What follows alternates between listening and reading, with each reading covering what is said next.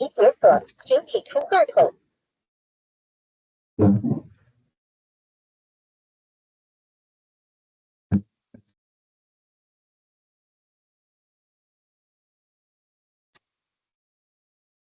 Good morning, everyone. Sorry, guys, I was late because I was having insomnia last night. Can't sleep until 2 a.m. And today gonna be long day for me. I'll be having seminar, rehearsal, examination. Again, not my exam. It's a master exam. Okay, so how's it going? Do you have any questions from the last lectures? Any question?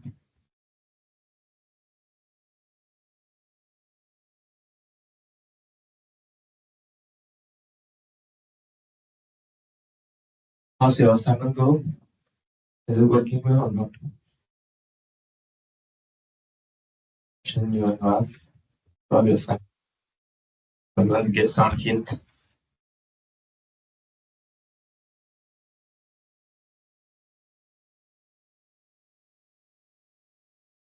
Some hint. You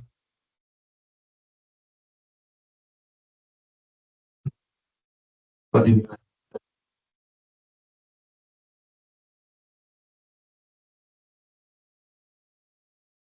Class? But you won't meet me on between these days.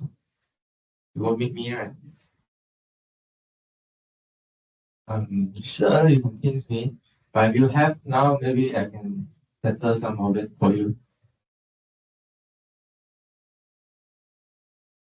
Because I might be late replying during weekend. Any quick question or not?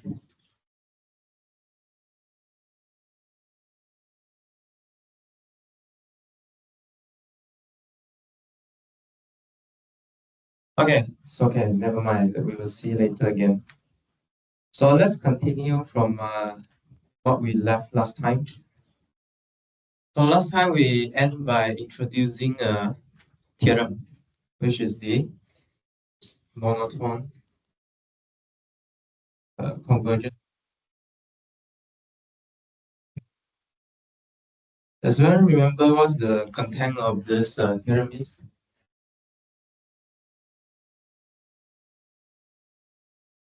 What's the statement?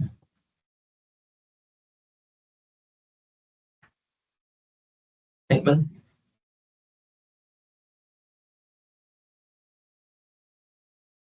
Every bounded monotone sequence must converge. Okay. So in this case, I didn't say converge to what else. I just say converge. Yeah. So there's one question similar in your assignment like this, right? Ask you to show something converge. Maybe you can use this. Okay, so there are a few words here, right? So there are sequence, converge, bounded, monotone. Okay, I think we're quite familiar with sequence and convergence. How about bounded and monotone? What does bounded means? Bounded means what?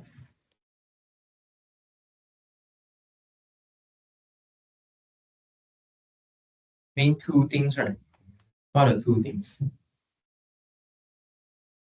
Okay, bounded from the above or bounded from the below. Okay, so what does it mean by bounded by above?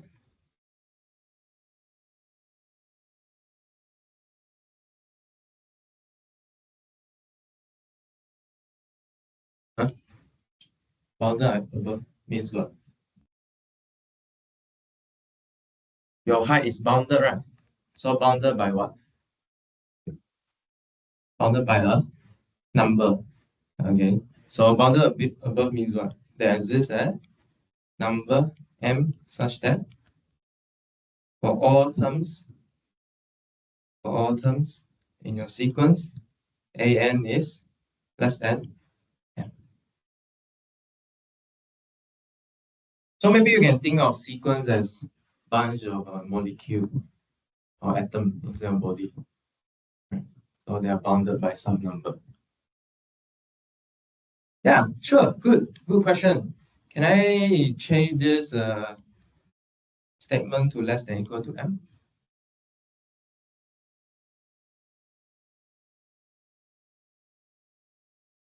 No, no.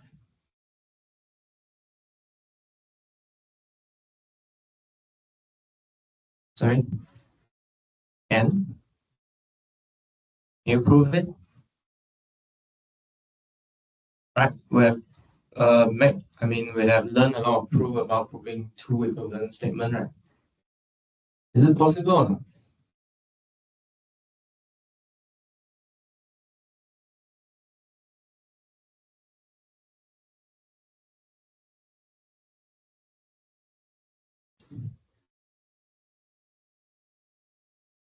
Smaller a little bit. Okay, so this is a very good idea when you want to do analysis.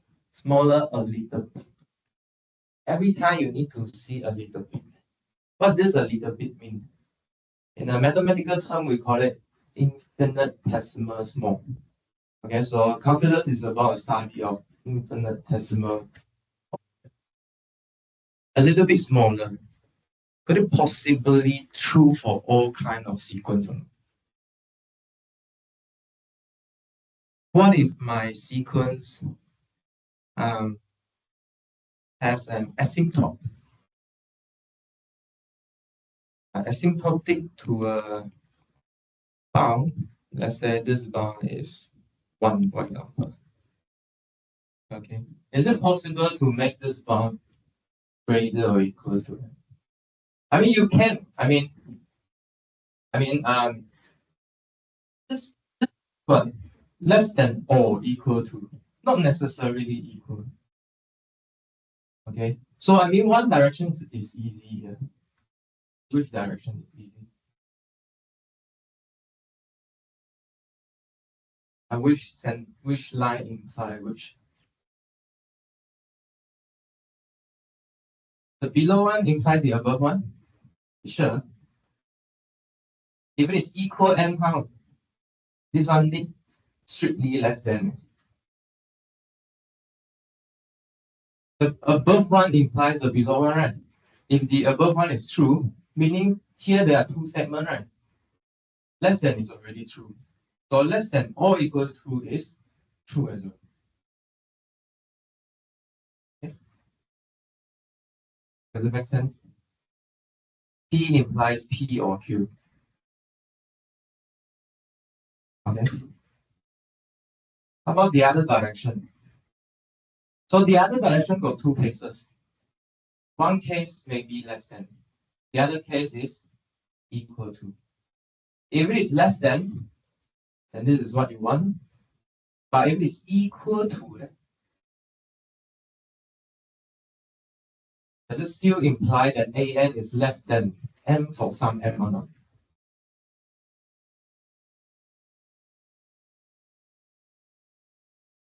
If for all n, an equals to m, what happens? What is this kind of sequence? Constant? So is this sequence less than some capital M? No.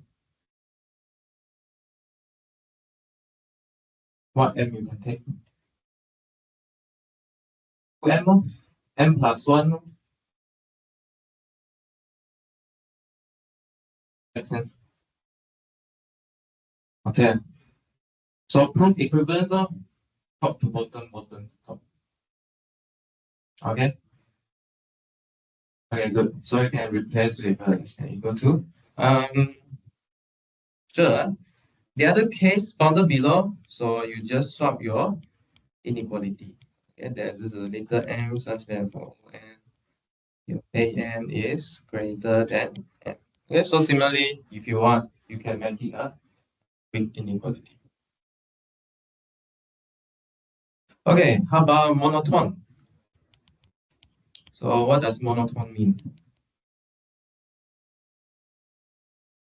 Monotone mean what? Ah,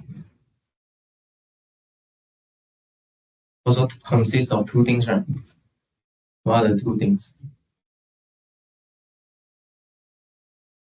Increase or decrease? Anything else?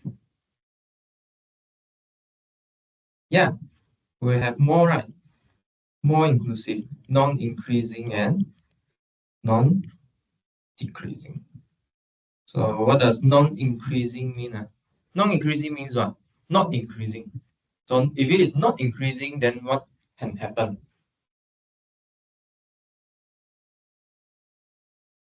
And what can happen? What happened to the sequence if it is not increasing?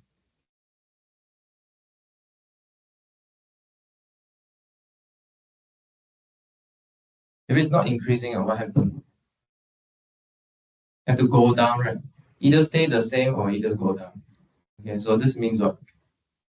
AN is,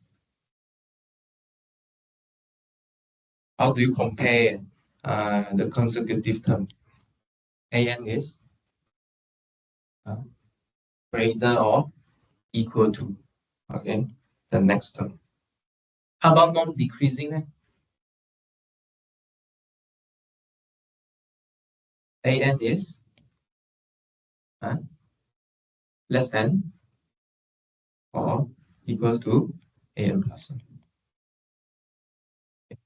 So it could increase or it could stay the same. Okay, so you need to have image in your mind. What kind of image in your mind if I say about non-increasing? What's the image you can put in your mind? Non-increasing. You go down the staircase, no? Okay, so when you walk down the staircase, it is not non-increasing. Correct? If it's increasing, are you walking down the staircase? Maybe you go to the upper floor. Okay, so if it's non-decreasing means what? You are going up the staircase. Something like that.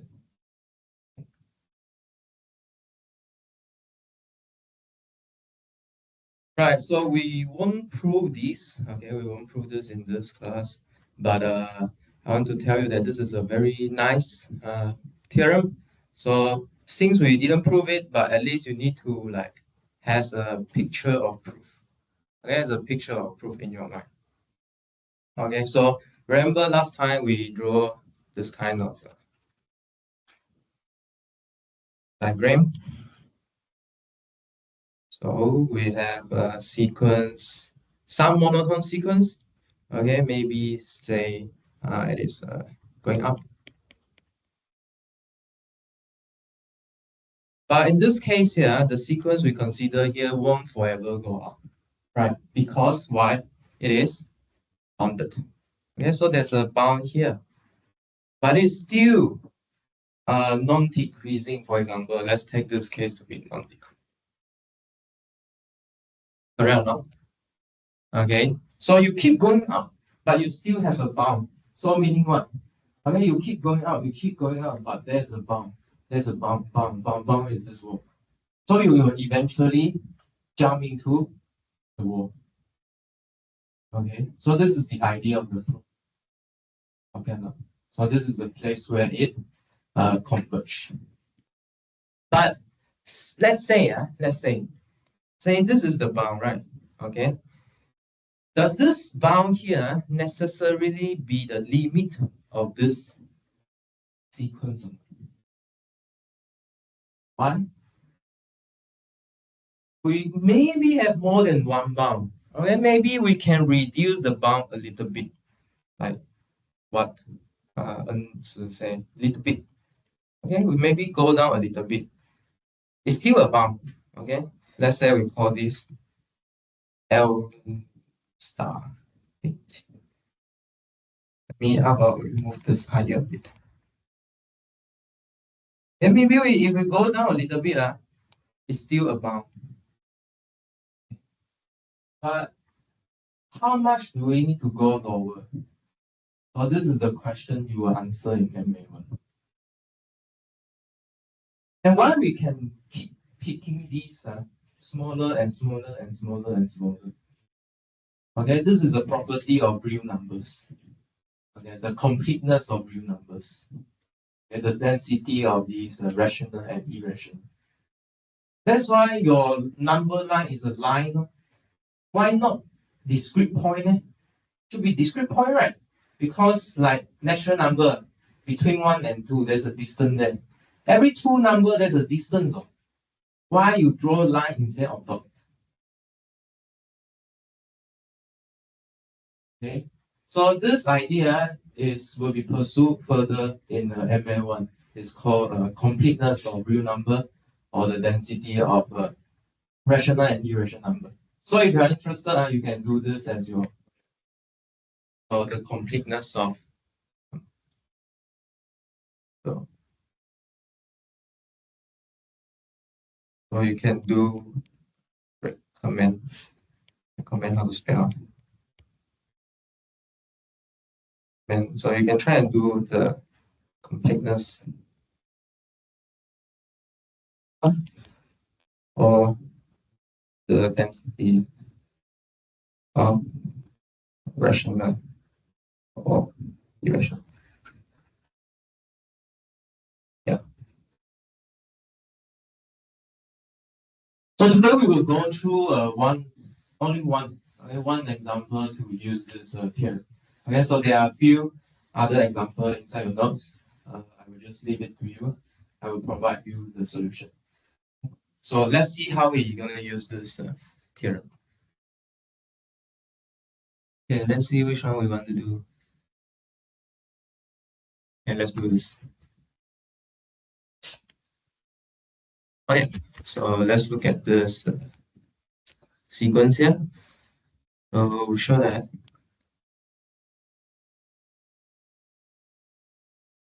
sequence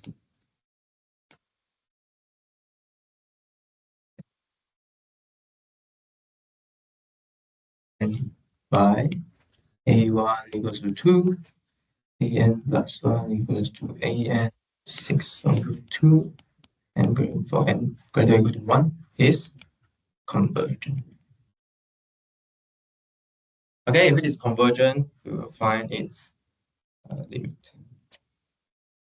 So in the assignment, you can do that question without finding the limit. Okay, because I just asked you that it is convergent. Okay, but if it turns out that you found the limit, then you also prove that it converges. Okay, you do more. Okay, good. So this sequence here, how is it defined? What's called when we write it this way? This is a bit similar to the Fibonacci sequence way to define, right? So what is it called? What kind of formula is this?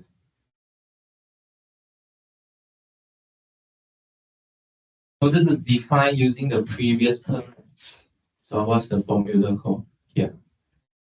Recursive formula. Okay, so we use recursive formula to define the sequence. Okay. Right. So I mean the first thing you get sequence is not go and dig out all your theorem proposition or what. So the first thing to do is to play around with the sequence first. See what the sequence is doing. Does it make sense? Okay. So you are being told that the first term is A1, is 2. How about A2? A2 equals to what? Wow, so fast. Okay, so A2, okay, is A1 plus 6 over 2, which is 2 plus 6 over 2, which is 4. Good, very good. Okay, quick, very quick. How about A3?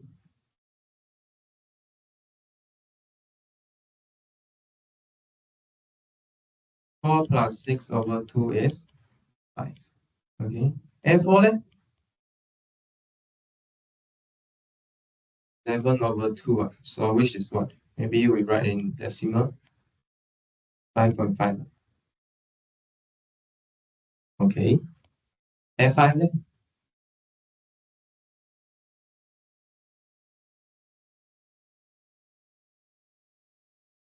5.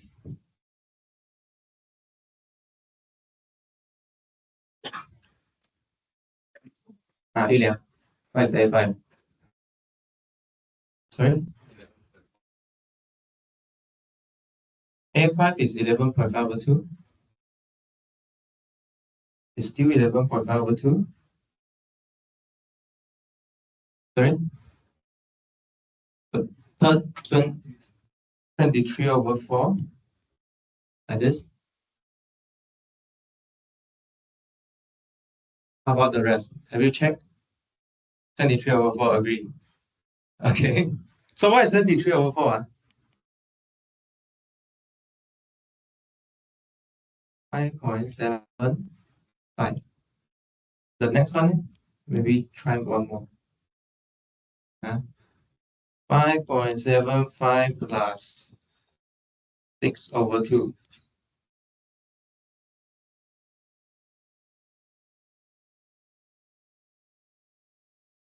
7/8. Can we get some decimal? Can we put it into a decimal expansion? So what do you get?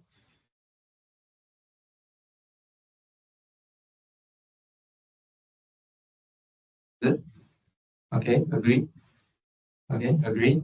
So what can you see? So the number jump from 2, 4, 5, and then 5.5, 5.75, and then 5.875. Can you see? Can you observe anything or not from here?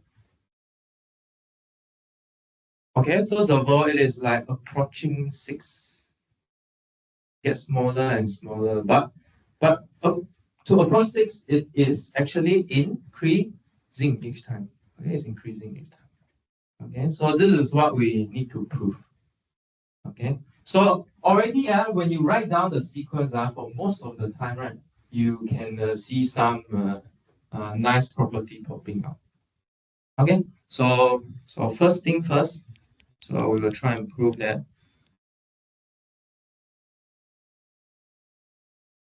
AN is increasing. So that AN is increasing. Not just non-decreasing, right? So we have a strict inequality here. AN plus 1 greater than AN for all. So since we have we need to show for ON here, okay, and then we have some base case. So I guess we should use mathematical induction by using mathematical induction.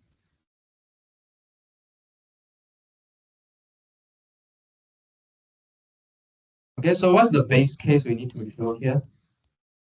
So we want to show that A2 greater than A1. Okay, is this true? True or not? Why? We just computed, right? A2 is 4, A1 is 2. So because 4 greater than 2. Okay. So continue. So we're going to show inductive step. So before inductive step, we need to do inductive hypothesis. So suppose that AN less than AN plus 1. What n is this? Let's pick a specific n here.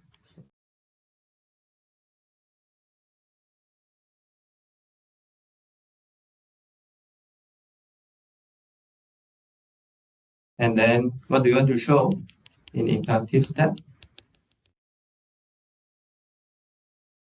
We want to show that AN plus 1 is actually less than AN plus 1, which is AN.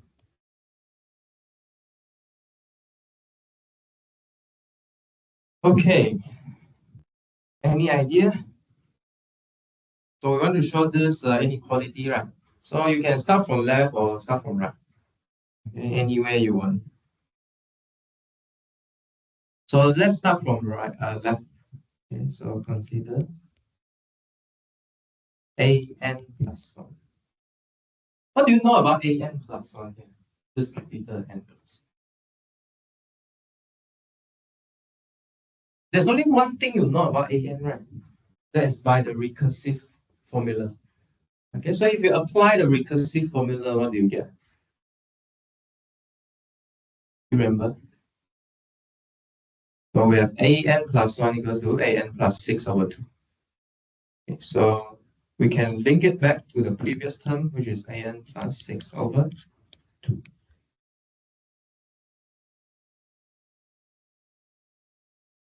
But did you know anything about this A capital N or not? Did you know? Where does this AN come from? Come from the inductive hypothesis. So it's about time to use it. Okay, so you have to use it. So, meaning what? This quotient here is less than A capital N plus 1 plus 6 over 2. Okay, by inductive hypothesis. Let's put IH here. Okay, but what is this term here? AN plus 1 plus 6 over 2. What's this? It's exactly AN plus 2. Okay, by definition. Okay, so actually nothing involved here. By 2 times applying definition and then 1 time of inductive hypothesis. So there's no extra work done here. Okay, we use everything we have. Introduce. Okay, so we can deduce that actually AN is increasing. Moreover, it is a monotonic sequence. So next, so just now we said that we want to use monotonic sequence here, right? So what other things you need to check? Boundedness. Okay, we want to show boundedness. So next, we're going to show boundedness. So that AN is bounded. Okay, so 2 things to show, bounded above and below. Let's start from below. Okay, what do you think? What number is bounded below by?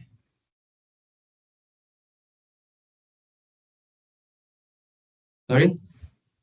0. Okay, so we can say that it is bounded below by 0. How do you argue?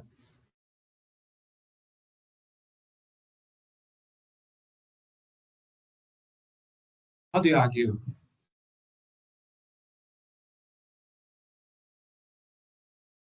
The first term is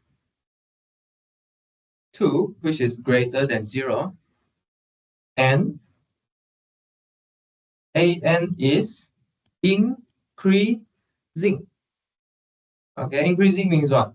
For all n, AN, sorry, maybe we write the other way. AN plus 1 is greater than AN. So you can go all the way. Okay. All right, so meaning what? Meaning A, so let's maybe some example for you. This means that it is bounded by below by 0 because if you consider, for example, A10 is greater than A9, greater than A8, right? And then so on, right? Until A1. But we know that A1 is greater than 0. Okay? So you can continue all the way because our sequence is increasing. Make sense? Question. See some blur face. Any question? What I want to say is with these 2 statements here, you can see that AN is bounded below by 0. Here, this is how you should see this sentence here. This is how you should see the sentence. You write down the chain. Everyone else is greater than 0.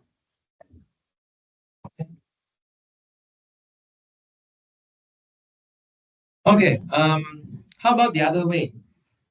How about what is the upper bound and what is the thing that what is the number that bound you from above? Any candidate? Any candidate or not? just now we discussed the candidate, right? Of that 6. Okay, we try and show that it is bounded above by 6. So how will I show it? So again, I will use mathematical induction again. Okay. So I will show the statement an less than 6 for all n greater than. Okay, using mathematical induction again. Okay. So again, whenever we talk about mathematical induction, 3 steps. Okay, you need to remember base case, inductive hypothesis, inductive step. Okay. So base case certainly is true, right? Because we know that a1 equals to 2, 2 is less than 6.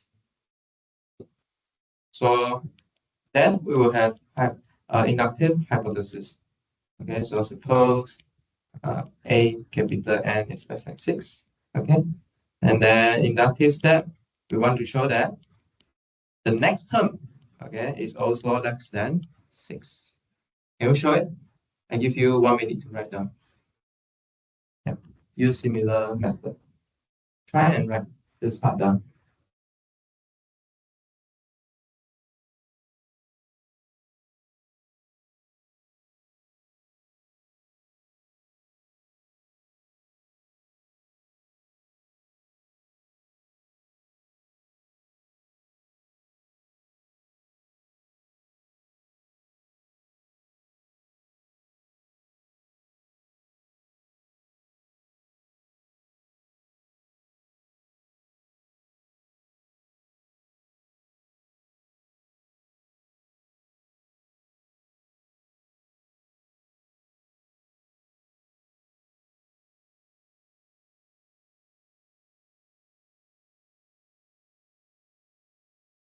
Okay, so how would you start?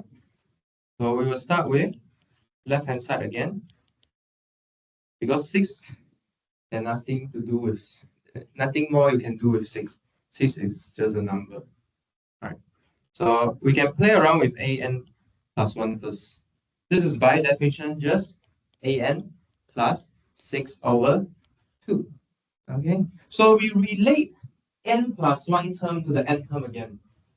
But we know something about this n term, right? What do we know? We know that this n term is less than 6. Okay, so by inductive hypothesis, we know that this is less than 6 plus 6 over 2. Okay, but what is 6 plus 6 over 2? It's simply 6. Okay. So, what all we get is this an here is greater than 0, less than 6 for all n greater or equal to. Okay. So, we can deduce that by monotonic convergence theorem. This an is convergent. Okay, but not that this theorem didn't tell you the limit. Right? It doesn't tell you the limit. So how are we supposed to find this limit? So here is the trick. Okay, so here is the trick. Let's come to this trick. So finally, we're going to find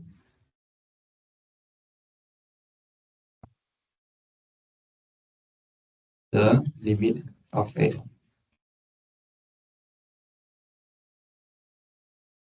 So since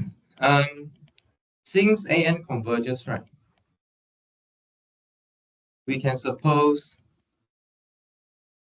that this limit is some number. Okay. So this limit is some number. So L.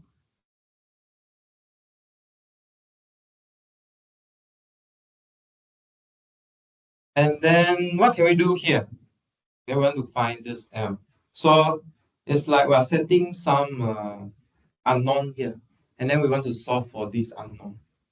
Okay, so to solve for this unknown, right, you need some equation about this unknown. So how on earth you can come up with an useful equation to find this unknown? How on earth? you can do this. Okay, so note that we know a relation between an plus 1 and an over an plus 6 over 2. Okay, for all n. What can you do is you see these two as a separate sequence. Then you can try and see these two as a separate sequence. Maybe you can let an plus 1 run. You also can let the an plus 6 over 2 run. Okay? But they define the same sequence, meaning what? If one of them converges, the other should also converge.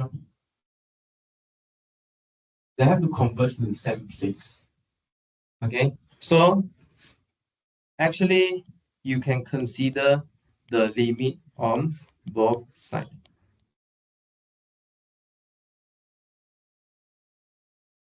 And this is quite an interesting tool. Okay, you let both sides run.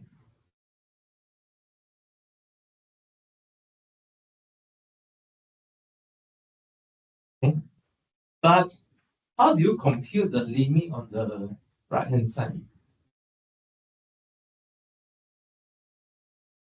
Use the property of convergent sequence. Which sequence converge here?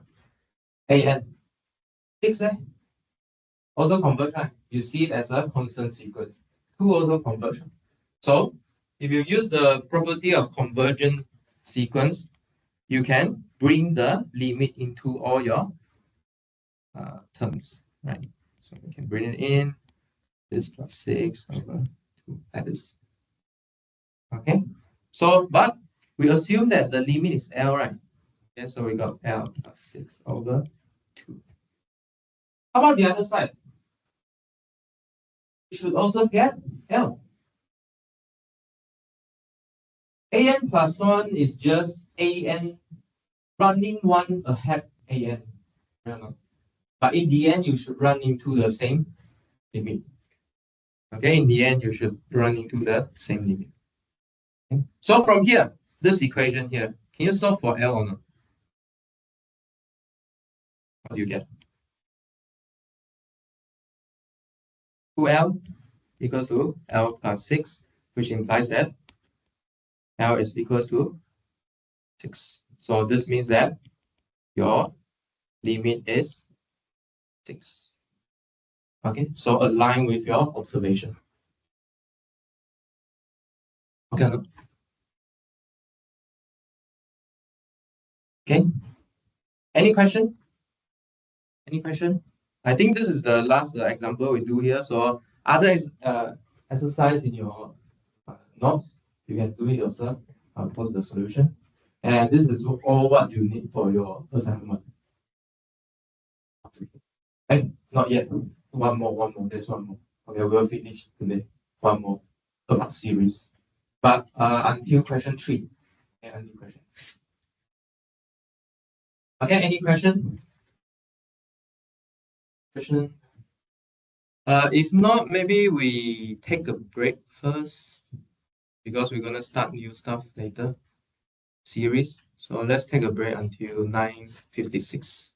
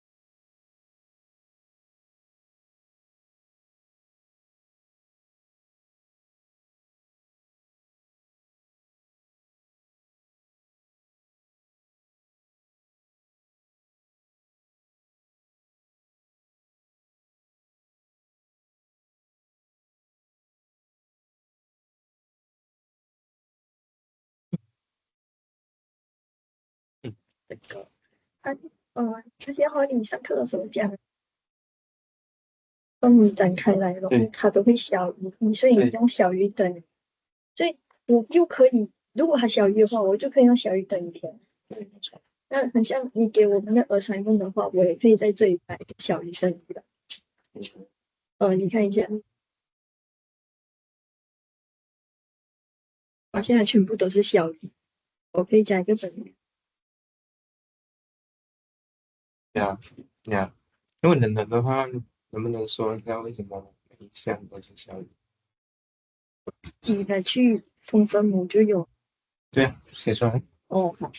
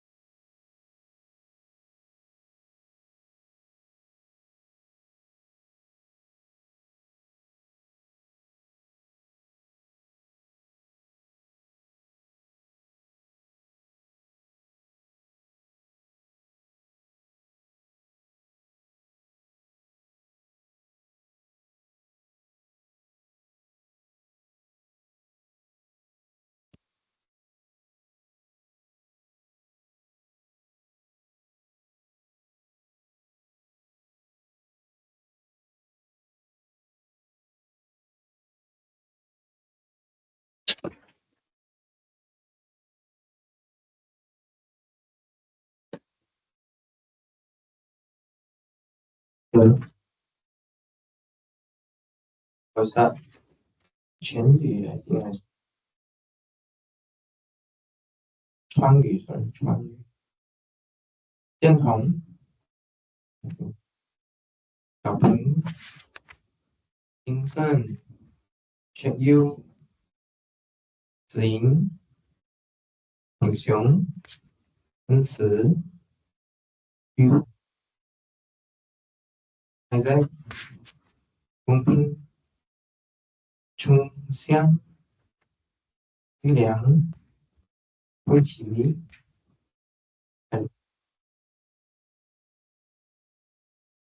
伟权、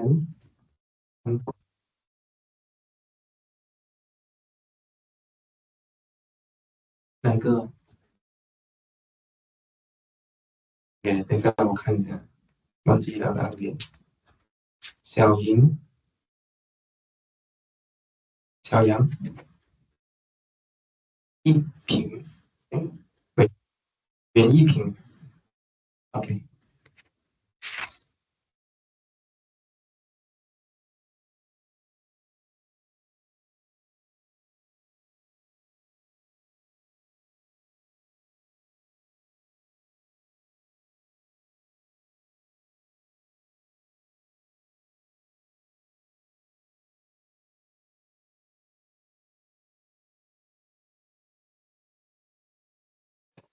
哦，OK，很多。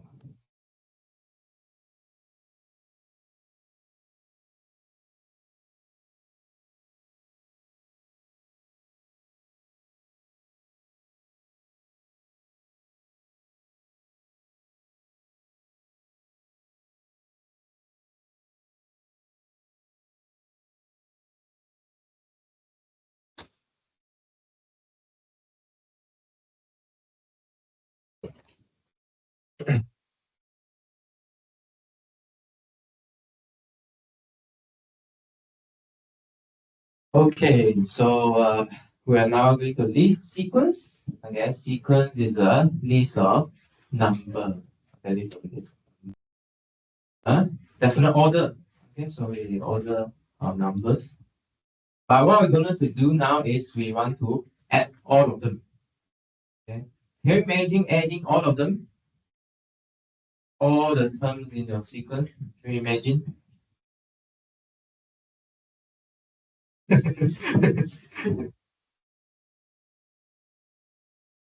What would you get if you add so many terms together? What do you expect? What you expect a number if you add infinitely many terms. Don't you expect it blow up? Because you're adding infinitely many terms, right? For example, you add one.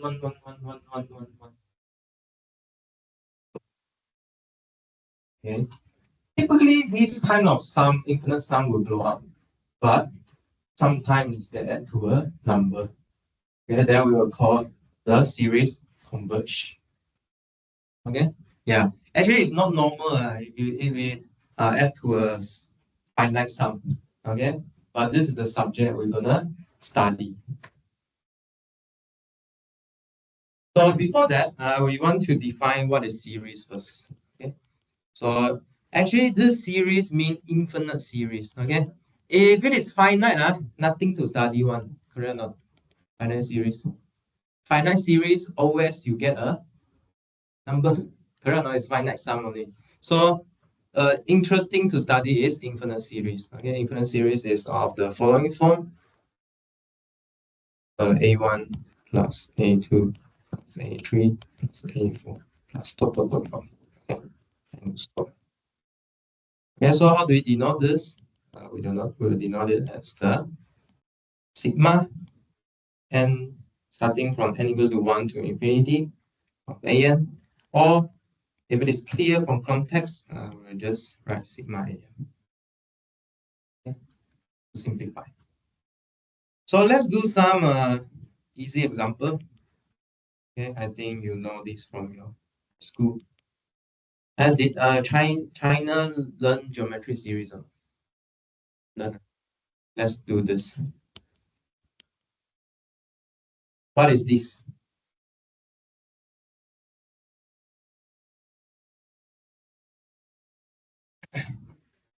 You know how to compute this? How? This is a geometry series, right? With a ratio. What's the ratio? 1/2. Okay, so how to compute this sum here? Maybe you need to recall a bit.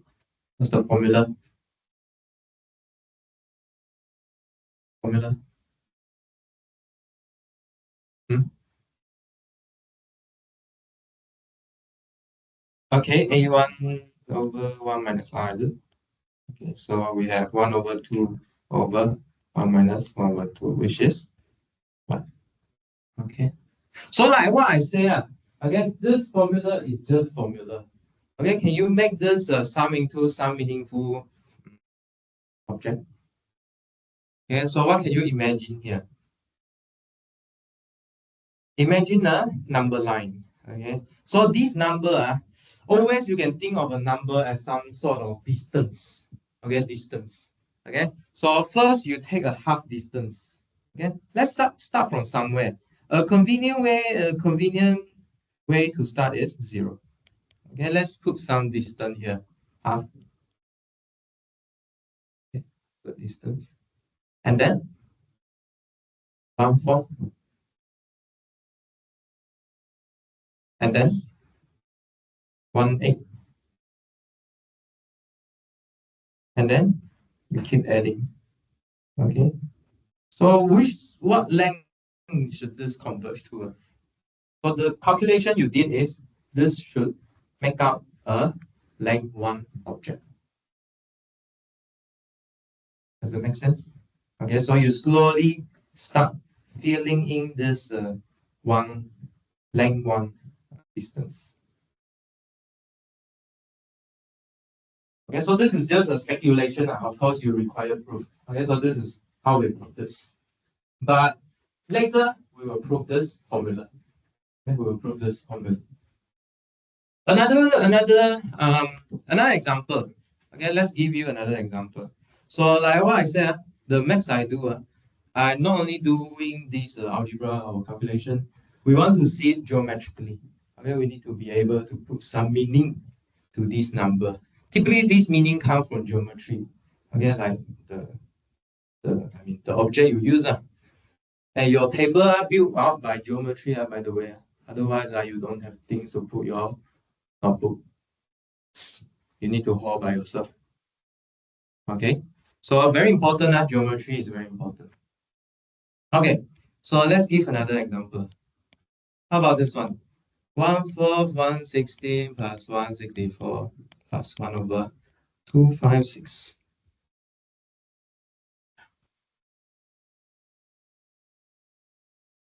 Okay, so taking the sum infinitely.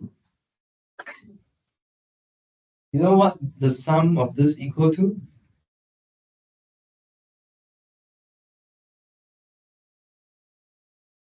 Any method you learned before can be used or not? Isaac? Use this is what? This is also a geometric series. Okay, so what's the ratio here? Is also 1/4. What do you get?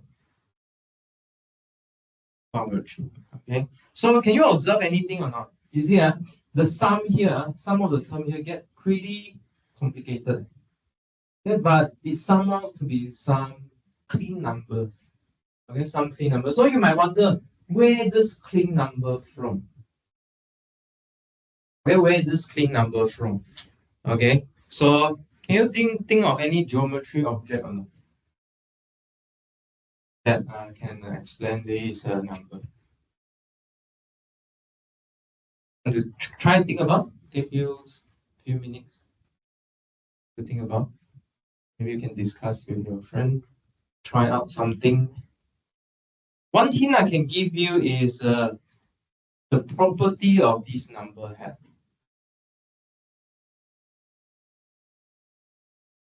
This number has some property. What is about 4? What is about 16?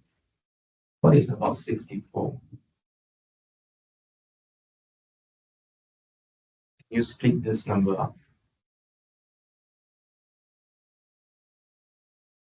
There's a consistent way to split them up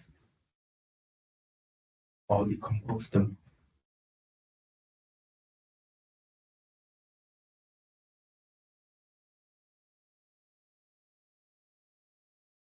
And the hint actually comes from the first term.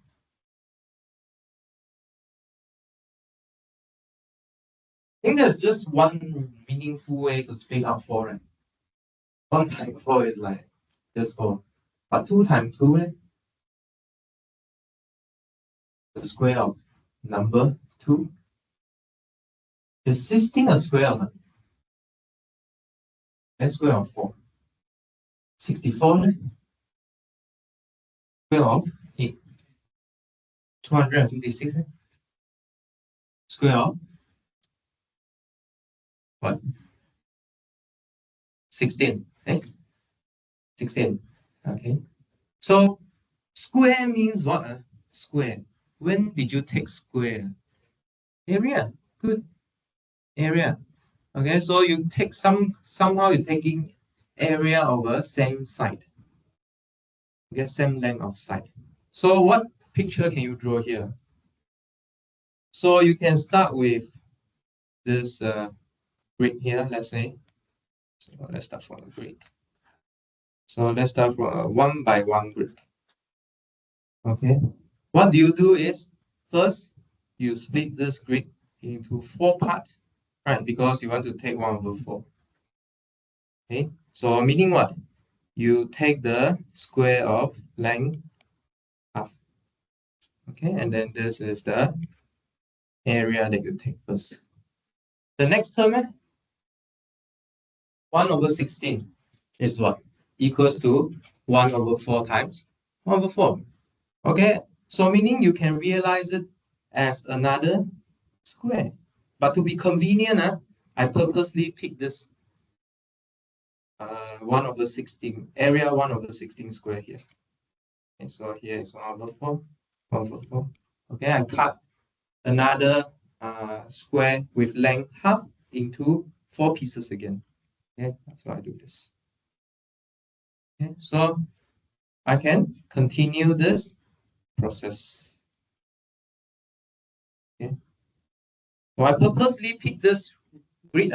Maybe you say I don't want, also I can pick here. Also can, you can do it.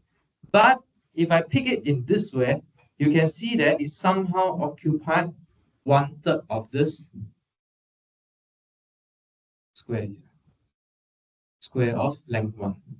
You see it? Okay. Somehow if you add all the infinite area here, okay, that contribute by this infinite series, you will get 1/3 of this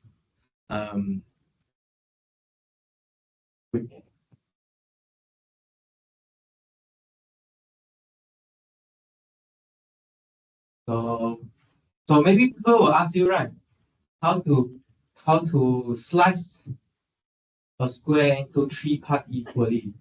Maybe this is the one way you can do it. Things a bit impossible, but okay. Okay. Okay. Hey, hello. Are you guys online? Okay.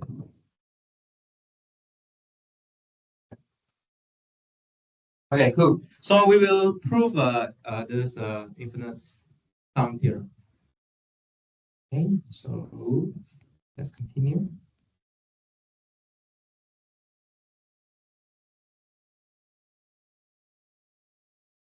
So to study this series, okay, to study series, right? Typically we start from partial sum. Okay, we start from n partial sum. So what is n partial sums here? So we'll define n partial sum for a series, which we denote as n. Okay, so what's the formula here? So this formula is Sn equals to A1 plus A2 all the way up to the nth term. Okay, so what do you expect for this partial sum here? So this partial sum should be finite. This partial sum should be finite. So in particular, what is S1? What is S1?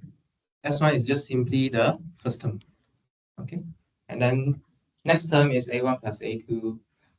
Then the other term, you add one more subsequent terms to it. All right. So let's do one proving a formula. So it's called the n partial sum of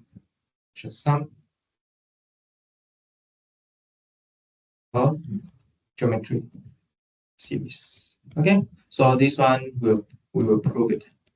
Okay, so solve one mystery in your high school. So what do you do here? So what's this formula here?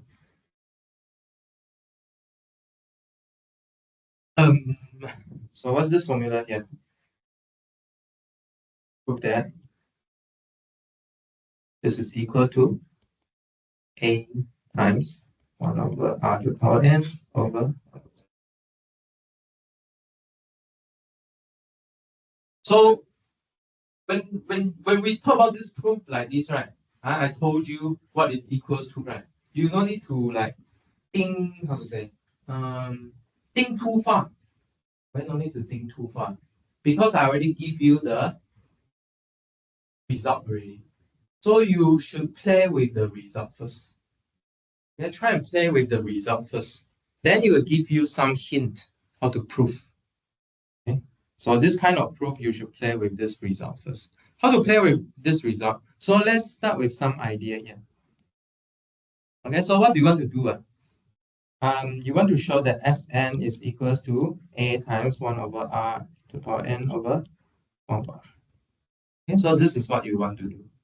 Can you try and do some manipulation or not? What kind of manipulation you can do?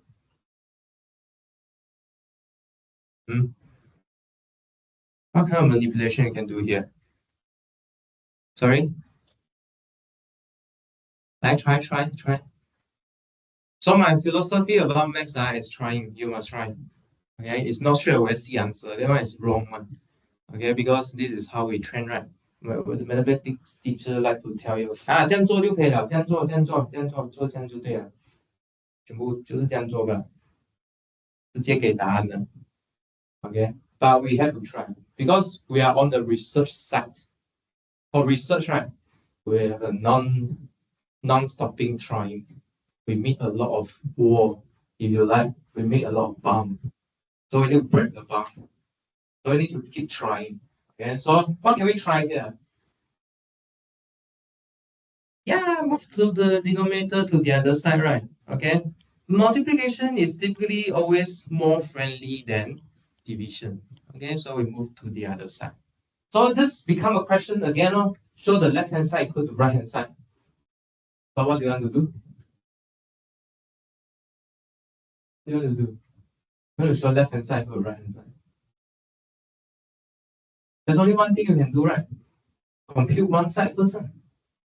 Compute one side first. And let's compute the left hand side. Then let's compute the left hand side. So let's play like this.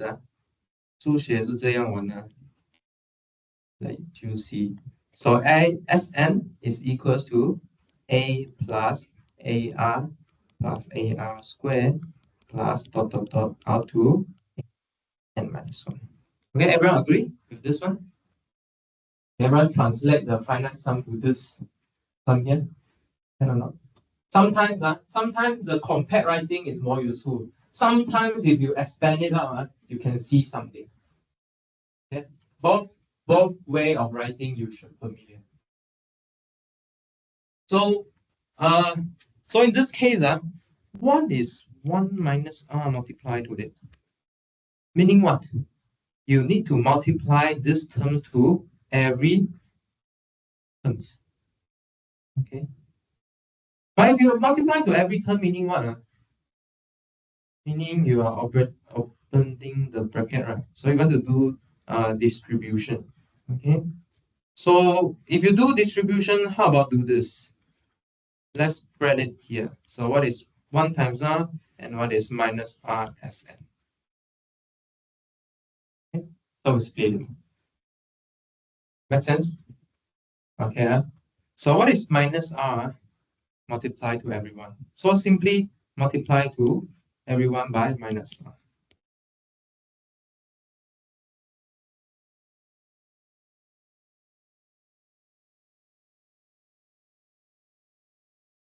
What did you see? Did you see something? You see something or not? There's some common terms in it. There are some common terms there. But it is in, it's in a nice pattern. Is it in a nice pattern? You somehow shift your term to the right by one. Right. The truth. Okay. So what is different between these two sequences here? Two partial sum here is just the first term in 1 times Sn and the last term minus r times Sn. Then all the middle term they will cancel. Okay, if you add them together, they will cancel. So what's left here is what? What's left here is a n minus a. Okay, so to summarize, what do we get? 1 minus r times Sn equals to a minus a. Okay, so if you do some proper factorization, what you get is just Sn equals to A times 1 naught minus Rn over 1 minus R. So this is how this looking complicated formula can be. Okay. So obviously, you want to you want to divide by 1 minus R. That means what? This R cannot be. R cannot be 1. R cannot be 1, no? Correct or not? Like what I told you in the start, right? What is 1 plus 1 plus 1 plus 1 plus 1 plus 1 plus 1? It will blow up. So if you add A multiple times also, blow up to infinity. Okay, correct or not? Okay, yeah. Okay, so cannot be 1. All right. Cool. Cool. So, how about use this way to study the sequence that we know just now again? Okay, so let's use this formula here to study this again. Okay, so first we know that this is equal to 1 just now. Yeah. Remember the picture I gave you, okay? So first, remember the formula, but remember the picture first. Okay, remember the picture and then use formula to tell people how to get 1. Okay, picture is always easier to memorize. Correct or not? Correct or not? 是还是不是？是，为什么是？啊？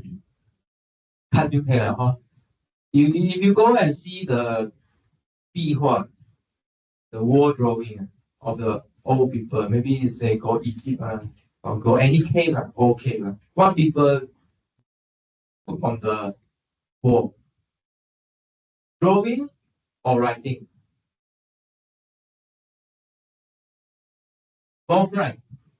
But most of them should be drawing.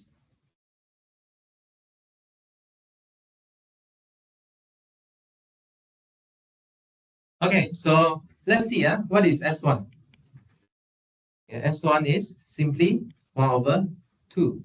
What is S2? For small number, you still can add. Okay, for small number, you still can add. Imagine I ask you to add S100. You can go and add. Okay, so this comes the power of our formula here. So Sn. So we can use Sn to compute. So what is Sn here? Sn is simply A times 1 minus Rn over 1 minus R, which is just half time 1 minus 1 over 2 to the n over 1 minus half. Okay, and we get the formula which is simply 1 minus 1 over 2n. So this formula gives you the formula for Sn. Okay, if you want S100, what do? Simply put 1 minus 1 over 2 to the 100. That's all. Instead of adding the 100 term together. Okay, so please, whenever we introduce these formula, try to think how to use them. Because there's one time when I taught discrete math, I teach the binomial expansion. You guys, you know the coefficient is depend on the what? The NCR, right? NCR. So in the exam, I come up with a question. Binomial expansion to the power 37, and then find some coefficient of the term. Okay. Normally, you use the NCR method to find it, right? But you know what the student do? Expand. Seriously, expand, about 2 pages, I think. 2 pages. If correct, okay lah. But obviously, wrong. Yeah, too many already. Easy to make mistake. And by hand, I think by hand. I think they are about to bring calculator. Okay, so please, formula is very important sometimes and powerful. Okay, right. So can you relate this Sn to the sum of infinite series or not? What's the difference between Sn and the infinite sum? Actually, you are looking for the limit of Sn actually. Okay, you add infinitely many terms into it, meaning this n will go to infinity. So let's experiment. Let's experiment. What's this limit of Sn here?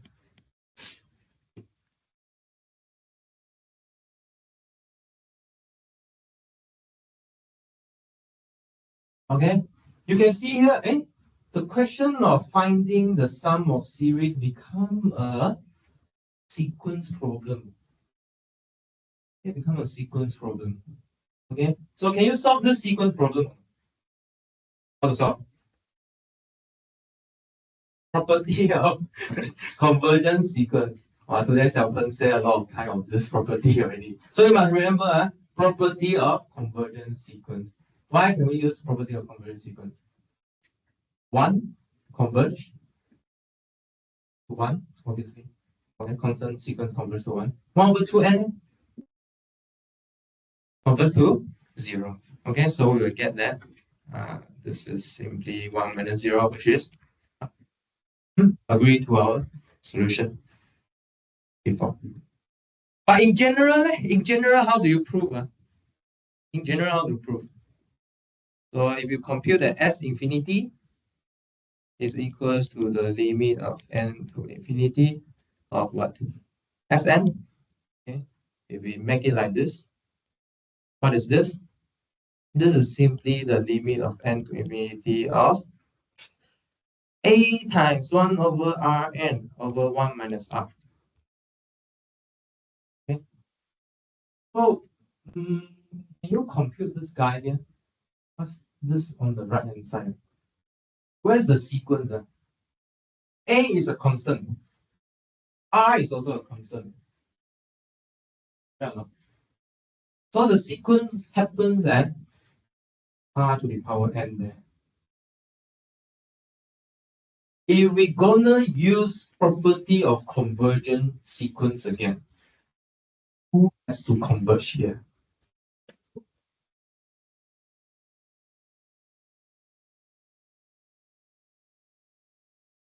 Who has to converge here? We're gonna use Rn, r to the power n. Can you recall that last time we proved something about r to the power n? When is this sequence conversion?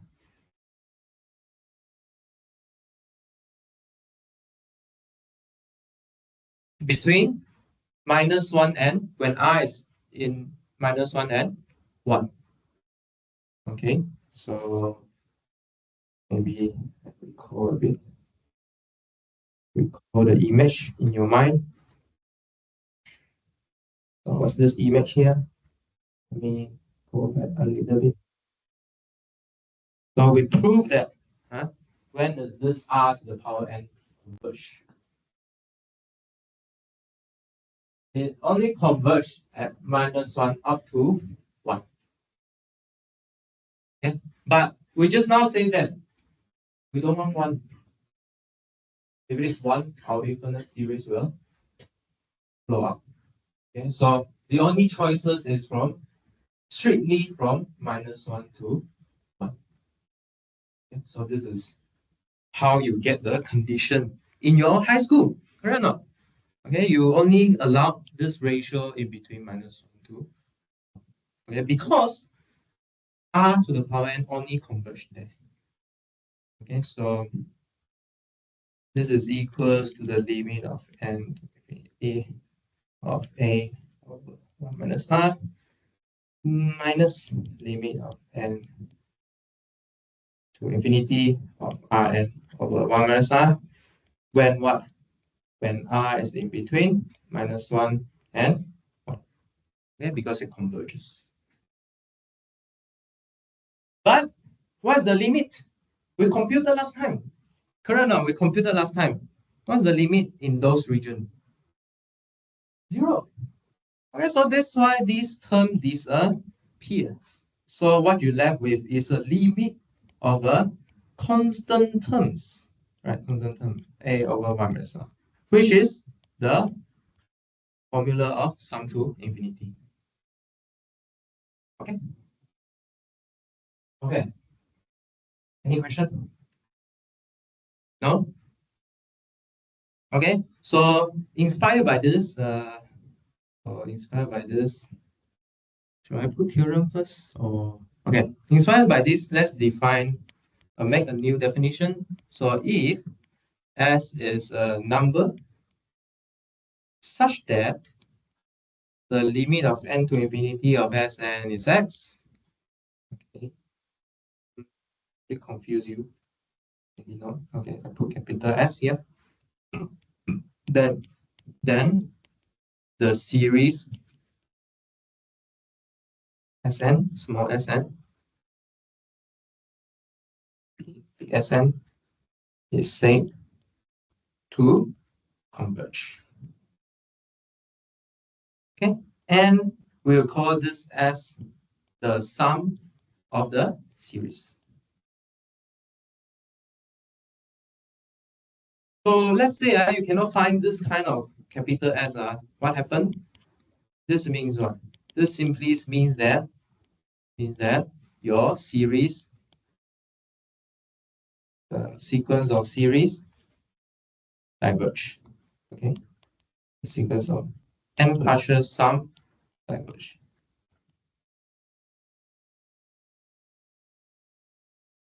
Okay, so remember, converge we only define on sequence. So you need to think about how to make sequence out of infinite sum.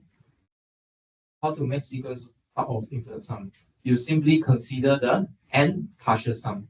Okay, you add one term more each time. Okay, a1 plus a2, a1 plus a2 plus a3, a1 plus a2 plus a3 plus a4. Okay, and then you look at the limit, okay, of the sum. Okay, and what we have proven just now is actually the geometry series. Geometry series is convergent. Okay, if what? If the ratio is less than 1. But where do you get the ratio from? This is because your geometry series will look like AR n minus 1. Okay, simply means what? The most important thing is not this compact notation. This is what follows. So A plus AR plus AR squared and so on. Okay. And moreover, you know the sum. Okay, moreover, you know the sum. And its sums is A over 1 minus 1. Okay, for R less than 1. And you know more, right? If R is greater or equal to 1, the geometry series will converge. Will diverge. Okay, will diverge. And this is what we have proven for the terms R to the N, and for the sequence R to the N. Okay. So everything we did in this class is useful one. Okay, we will use for next section, use for next section, use for next section. Okay. Does it make sense? Okay. Yeah. Let's see.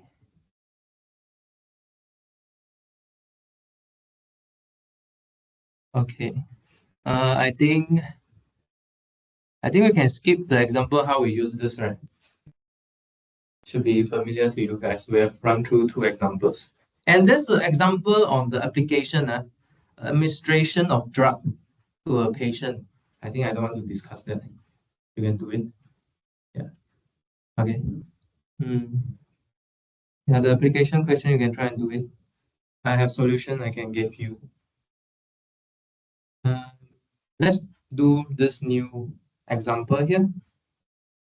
Okay, so the first tool here you learn is when geometry series converge. Okay, so this is the first tool you learn in series. Okay, whenever you see geometry series, when is it converge? When the ratio is in between -1 and 1. That's all. Okay, and you know how to find the sum. That's all. These 2 things you know. Okay, is it clear? Okay, so this is the first thing you learn in series. Okay, now we're gonna learn a tool to compute convergence of series. Okay, so let's start with an example. So let's do this example. So show that sum of the series 1 over 4n squared minus 1 is convergent. Okay, and you are required to use a method of telescoping sum.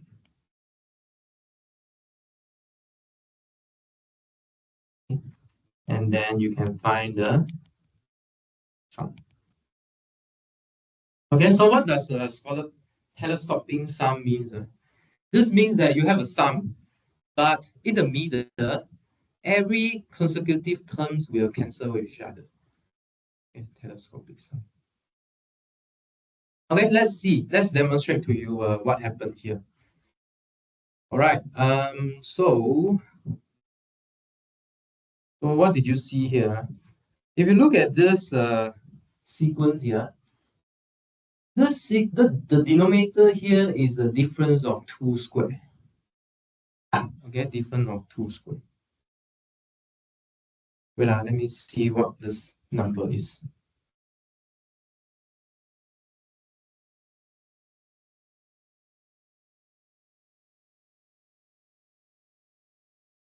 I think it's a 诈骗集团. It's a scam. Scam. Okay. Right. So so this is a difference of 2 square. Difference of 2 square, what can you do? You can split, right? You can split to factors. Okay, how to split to factors? I think it's called long division. Called long division. What's the method here? So let's do this. So this is a difference of 2 square, right? We can split into factors. So what are the factors here?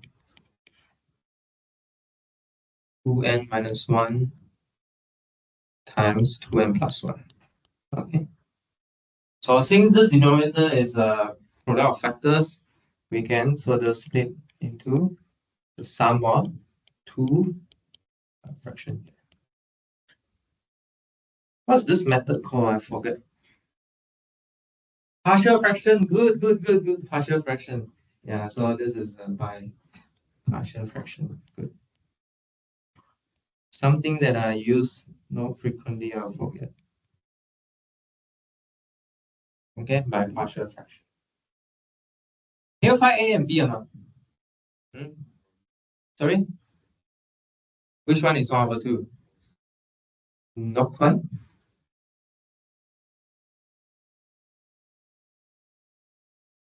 Others can try and compute first.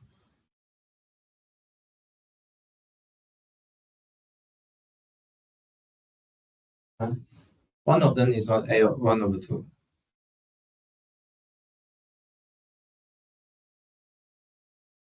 So you can compute this by making the denominator same, right?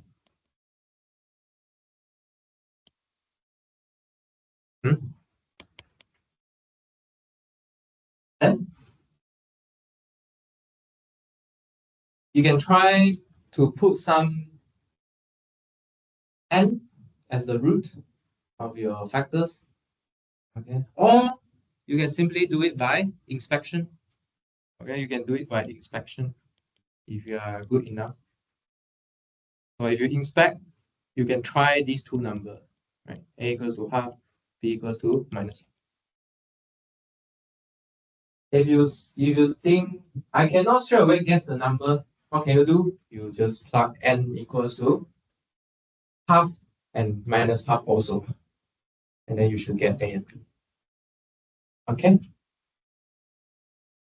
Okay. So this implies that 1 over 4n squared minus 1 is just half times 1 over 2n minus 1 minus 1 over 2n. Okay. Agree? Is everyone agree? Agree, Okay, good. So So what to do here? So the question asks you about the sum here, right? Okay. So remember, like what we said just now, when we want to talk about this infinite series, right? Okay. Conversion of this infinite series is about what? Conversion of sequence. What sequence we are looking at? What sequence? What type of sequence we are looking at? What's the Sn? What's Sn called? The n partial sum. Okay, the n partial sum. Okay, so what's the formula of the n partial sum here? Get Sn. So what's the formula for n partial sum here? Huh? You simply replace your infinity with a finite n. Okay. Make sense? Okay. So you look at finite sum. So in this case here, let's try some computation here. Okay.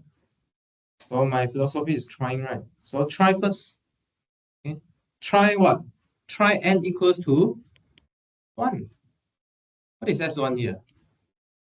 What is S1? If you simply take the formula, is just 4 times 1 square minus 1, which is what? Which is 1 over 3. Okay. But you have the other formula, right? You have the other formula. What's the other formula? Half times 1 over 2 times 1 minus 1 minus 1 over 2 times 1 plus 1. Okay, what do you get in this case? Half times 1 minus 1 over 3. Do you get 1 over 3? Good. Sanity check. Sanity check. Good. Okay. S2, right? S2, simply plug in the n equals to 2. So 4 times 2 to the square minus 1, which you get what? Okay, sorry, not just this term, right? You have one more term. This is the second term in your sequence. So the first term should be 1 over 3. Okay. Add this A2. What do you get? 1/3 plus 1 over 15. 15. Correct? Is it correct? Okay. So what do you get in the end? 6 over 15, which is just 2 over 5. Correct, right? Okay. There's another way to compute, right? Okay, there's another way to compute, which is 1 over 3 plus, maybe you think a bit troublesome, huh? Need a bit troublesome, huh? Or you need to write 2 extra terms out. Yeah, a bit troublesome. Let's do this troublesome thing first. Okay, and then you try and compute. Answer the same only. But what if I forget this? How this 1 over 3 come from? I forgot it. Okay, and then I put this calculation back here. Copy it. This one.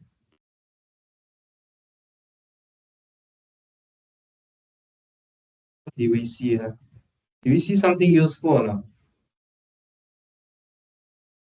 Am I doing something stupid here? No. Okay. Luckily, no. But if I forget how this 1 over 3 came from, can you observe anything here? Maybe not quite in this form. Let's go a bit further a bit. 1 over 2 times 1 over, what's this? 1 minus, what's this? 3. And then plus 1 over 4. Then this one, 5. What can you see here? Some common terms appear. Actually, this 1/3 and the other 1/3, they will cancel. And then what you left with is another addition of two terms only, 1 and minus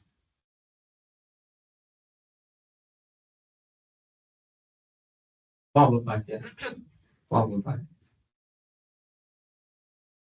So the moral of the story is sometimes you don't need to go and compute everything. Inside the calculation, they will cancel already. Okay, because some people don't understand because they compute everything to the end already. So they ignore the process. They cannot see the process. Actually, in the process, something already simplified. Okay, so actually in this process, you already get rid of these two terms. Again, it's an addition of two terms.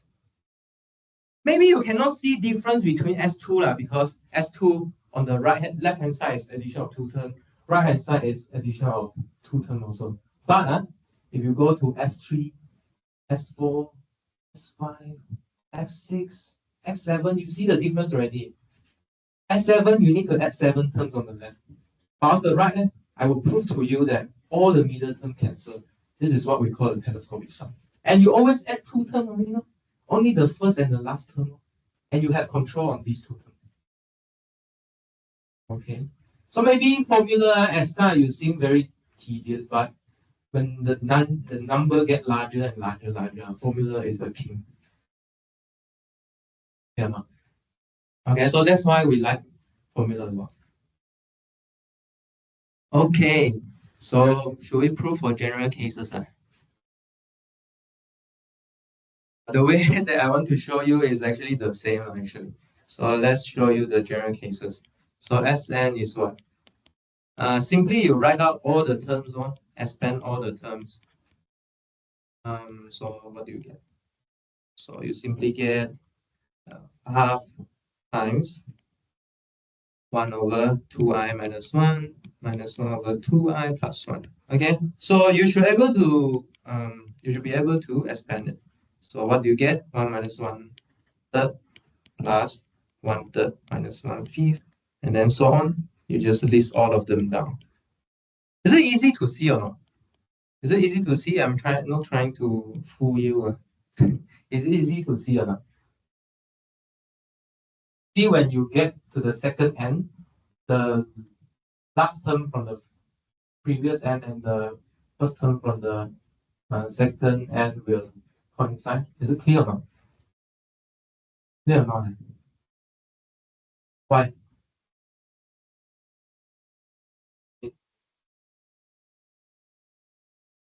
Wait. I think you have a right idea. So what do you start with? So you start with I first, right? And then you put a I plus 1 on the next one. So this is the one, this is the next one is 1/2i plus 1 minus 1, and then minus 1/2i plus 1 plus 1. Real not? But if you expand it, what do you get actually?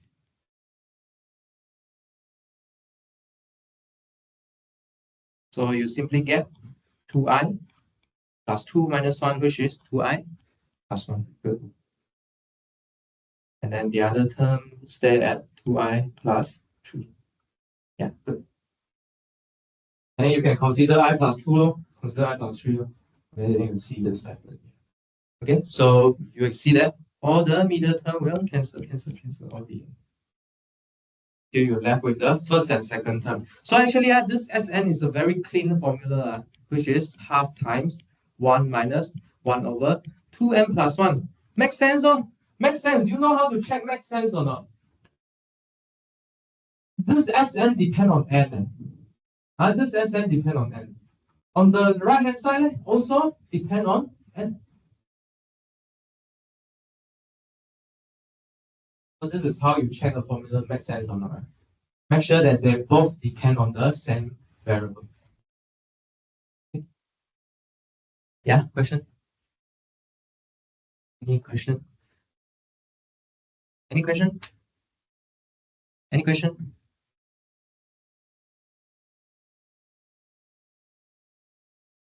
Any question? Sorry? Why power? Why power? Why power? I think it's not power. It's just run too high. Sorry. I think might not run a bit too high. I thought it's a power. Yeah.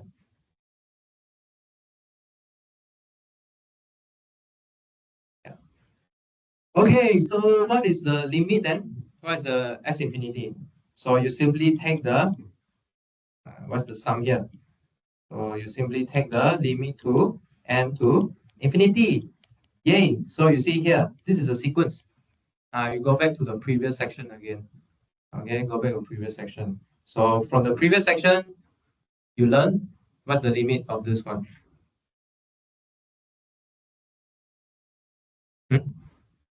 Half.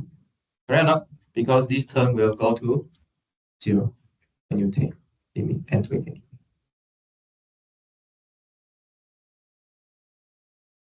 Okay, so altogether, you will learn that the infinite series of 1 over 4 n squared minus 1 is convergent. Okay, it's convergent because the n partial sum converge.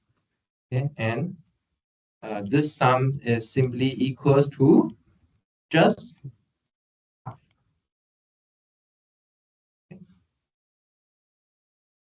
It's convergent. So, I mean, in this class, you really only learn conversion of sequence. So, if you want to talk about conversion of series, you need to build a sequence out of the series. What's the sequence you look for?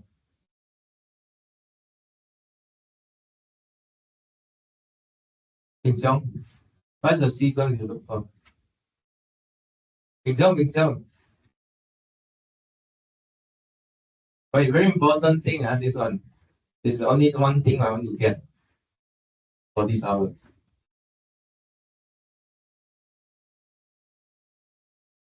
What sequence? Huh? We just compute my Sn. What is Sn? What sum? A lot of sum happening here. Sum of a series? No. A finite sum. What's that finite sum is?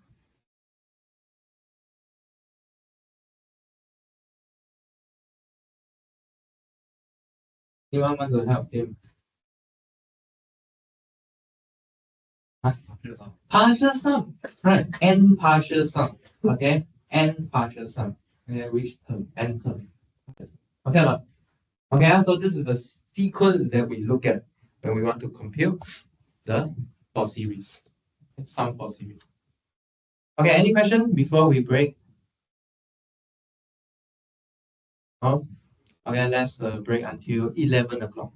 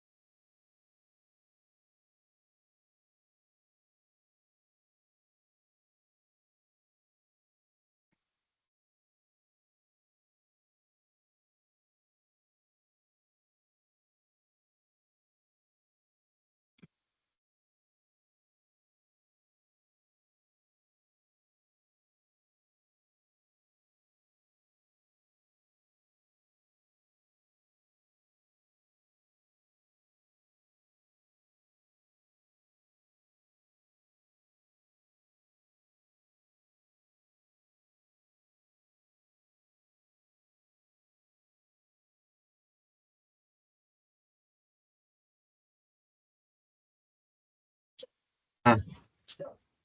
你这边我写的这是第 n 个 term 不是？那你讲 bounded by 0哦，那我是不是应该放 bracket 呢？还是其实放 bracket？可以的。所以就是要分开来拿 n 个 term 还有 sequence 的区别。OK，thank you。Hello, testing.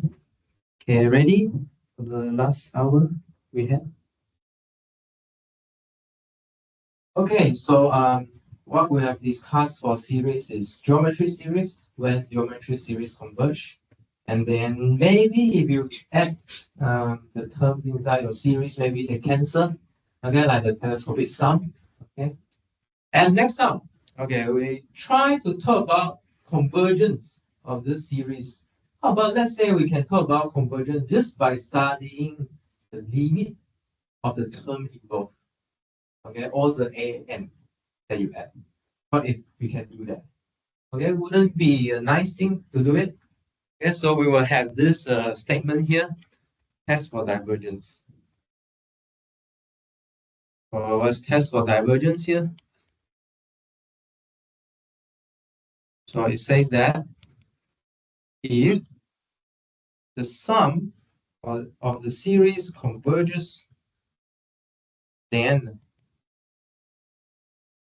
limit of the term that you add up is 0. Okay, so this relate the sum of infinite series to the individual terms that you add up. But wouldn't it be weird? Why this name is divergence, but I tell you something about convergence? Isn't it weird? Weird. How I close the book, go to sleep.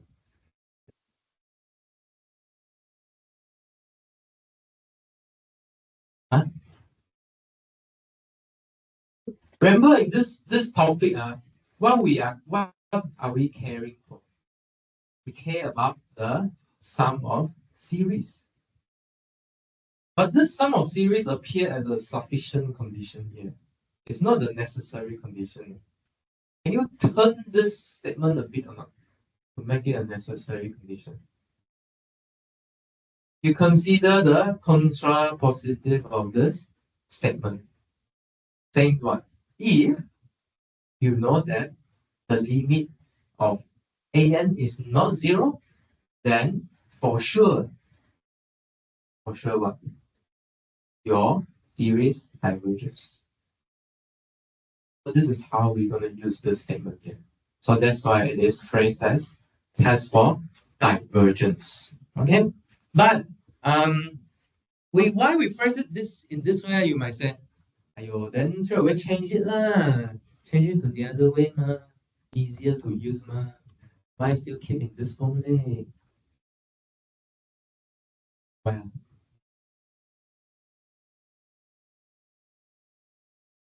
Don't like inequality? Not quite.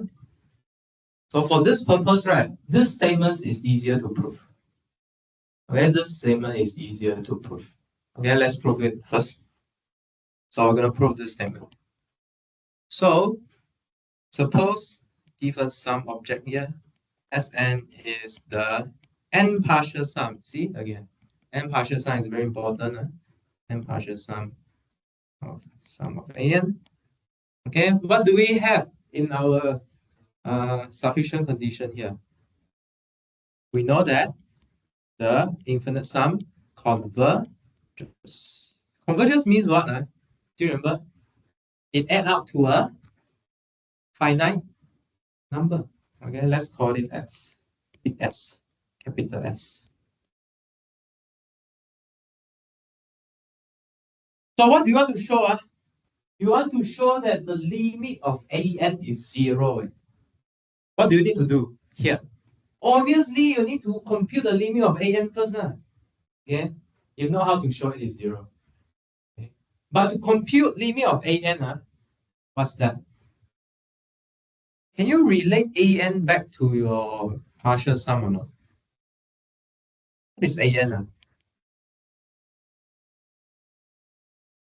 you find an from the n partial sum? How? It's simply Sn minus 1. Correct or not? A1. A1 plus A2. How to get A2? A1 plus A2 minus A1. Okay. So you can get the last term out of it on your Sn. And then you just compute the limit of this difference here. Correct or not?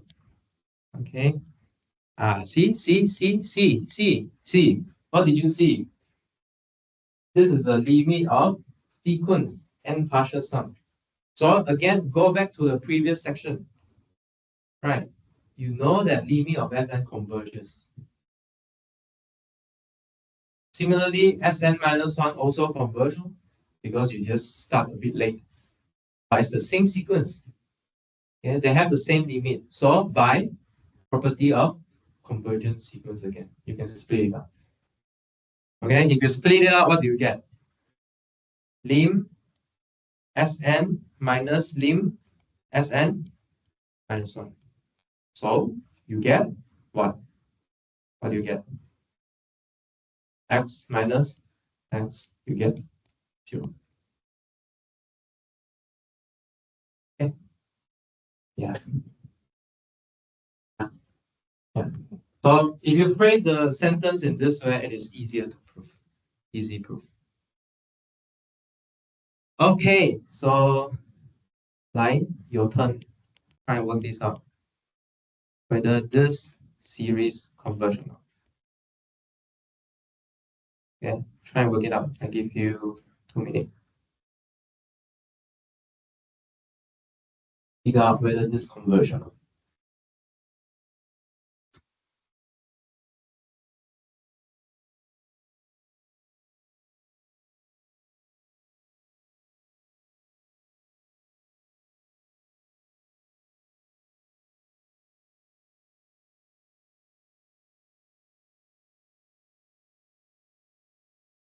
Then try and work this out, whether this converge.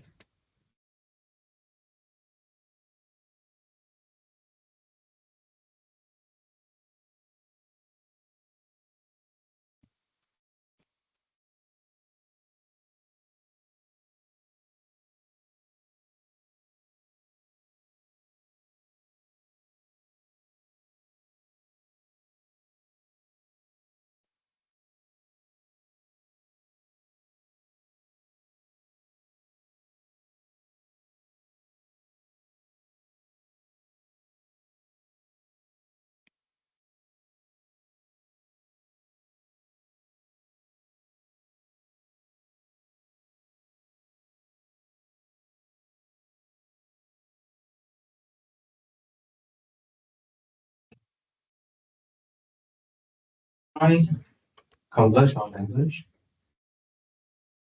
Diverge. Okay, you think that diverge. Okay, let's see why it diverge. So obviously, I introduced test of divergence and then come up with this example. You should think how to use it, right? But like what I said, you can try and look at the original series first.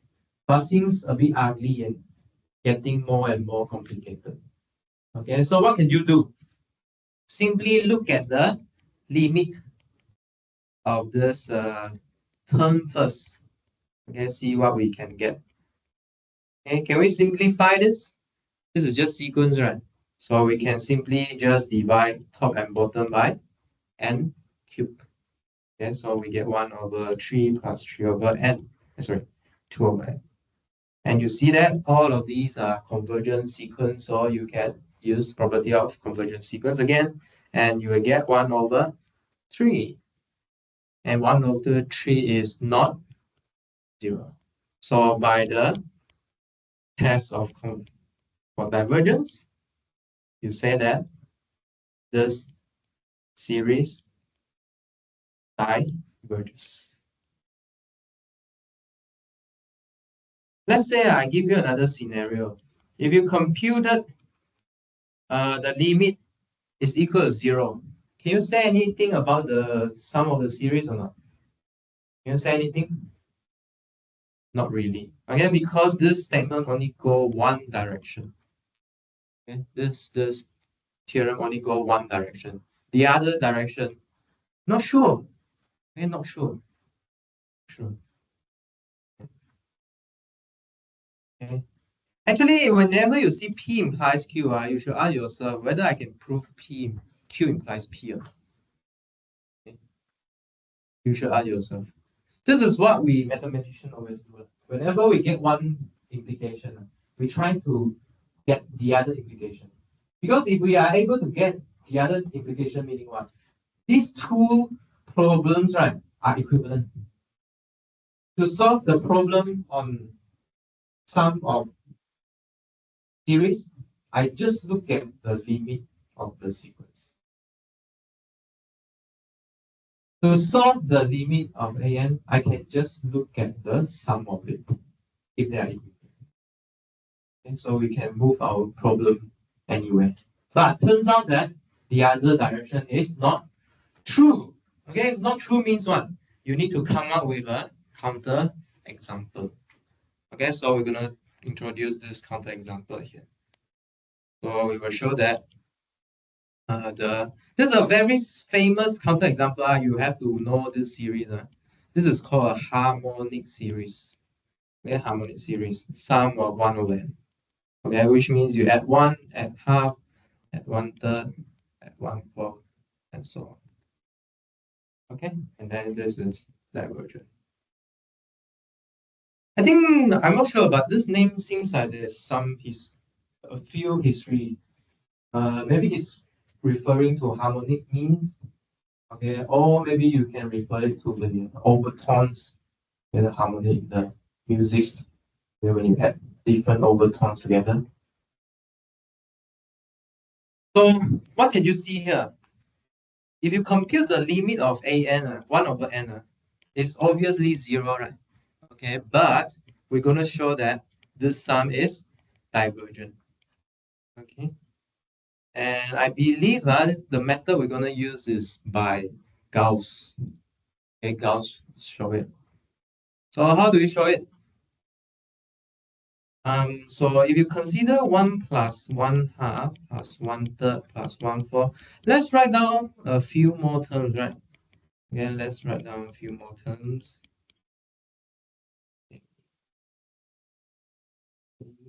And then a few more terms.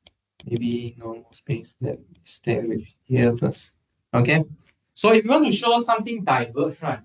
You want to show that it is pretty far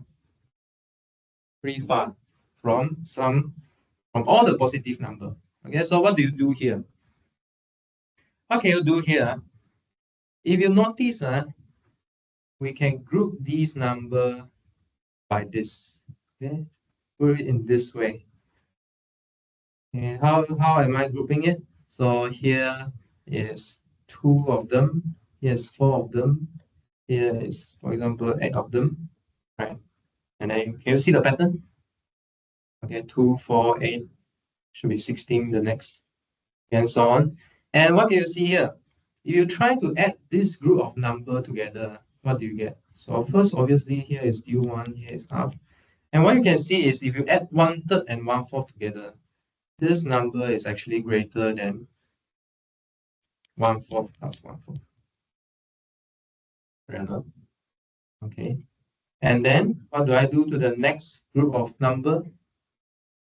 All these numbers should be greater than 1, greater or equal to, greater or equal to 1, 8.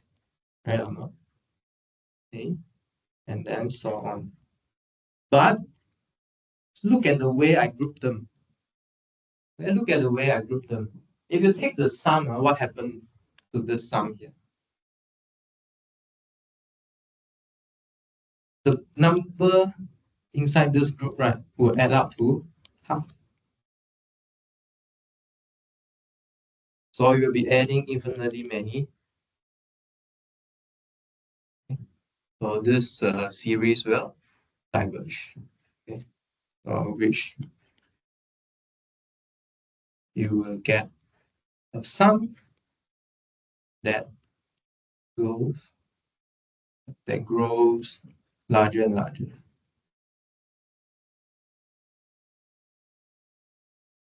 Okay, but to be precise, the method I use now is actually called a simple comparison test. Later we'll see. Okay. So this is how we show the harmonic series is divergent. Okay. Does it make sense? Any question? Any question? Yeah. So whenever you see series, the first thing you do, right, you should consider the limit of your AN first. If it is non-zero, then you've done already, basically. The series diverge. If it's zero, not sure what happened. Maybe converge, maybe. But you need to do other things. Okay? Okay. So test of divergence typically is the first thing we did. Okay, we want to check whether the series conversion. Okay. So far, any question? Any question? No? Okay, if there's no question, we still have more to go. So we have property of convergent sequence. Similarly, we will have a property of convergent series. Okay, so you can think about how we can combine two convergent series together. Okay? So let's say if the sum of AN and sum of BN, okay, converges. Okay, and we have a sequence. Okay, we have a sequence. Then what do you expect? What can you do? Actually, there are two things we can do here. First thing is we can multiply constant to our series. Okay. What's this equal to? What do you expect? And you should expect that it also converge. And then how does it converge to? Should converge to C times sum of A, and you can pull the C out. Okay. And what else can you do? You can take subtraction or addition between these two terms, A and Bn, and then you take the sum again. Okay, what's this? What do you expect? You can also bring the summation in. Okay, you can bring the summation in. Sum of An plus or minus sum of B. Okay, also converges. Okay. So what? So there's another extra condition here. If let's say An diverges. Okay, sum of An diverges, and you have a non-zero constant here. Then what? Then C times An also diverges. Let me ask you a question. Is this C not equal to 0 important or not?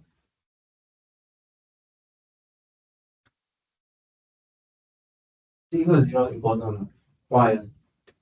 What happens if C equals 0?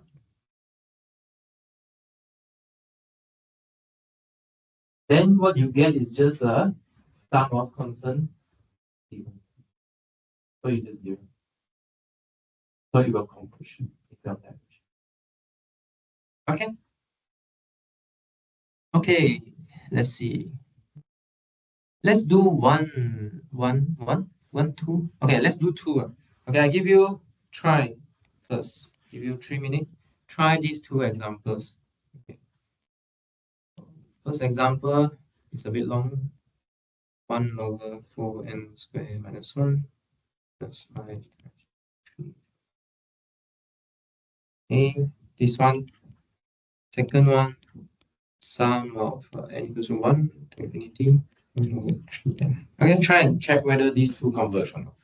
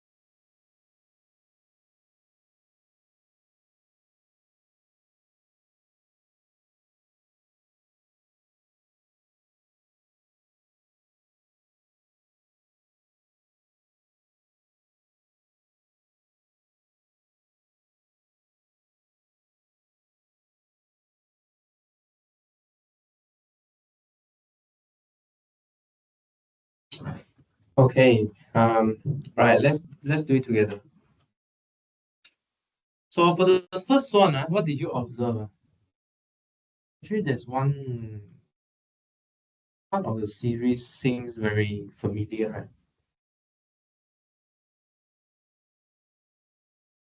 Think familiar or not? 1/4n squared minus 1 is a difference of 2 square, right? Just now we are seeing this.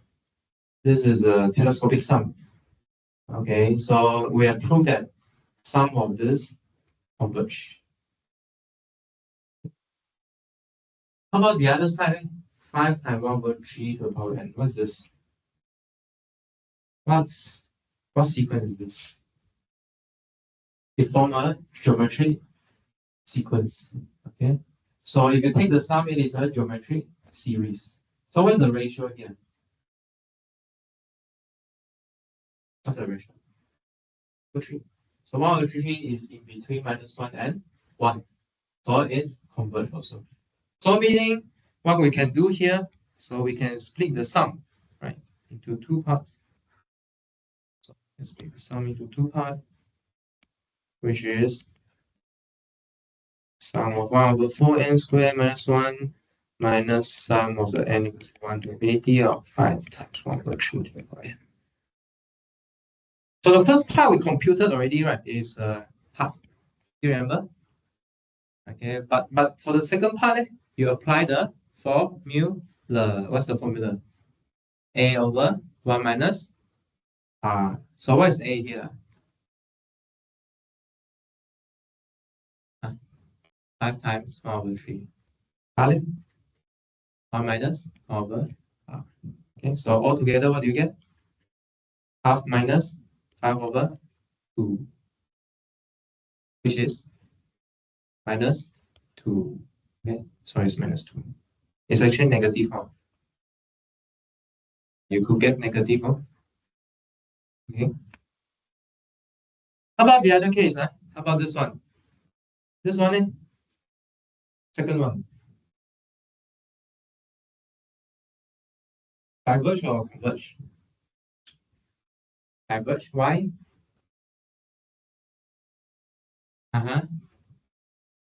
Is 1/3 times 1/n. And then we know that sum of 1/n diverges because it's a harmonic series. Okay. So by the property of convergence series, we know that this series diverges also. So since harmonic series diverges,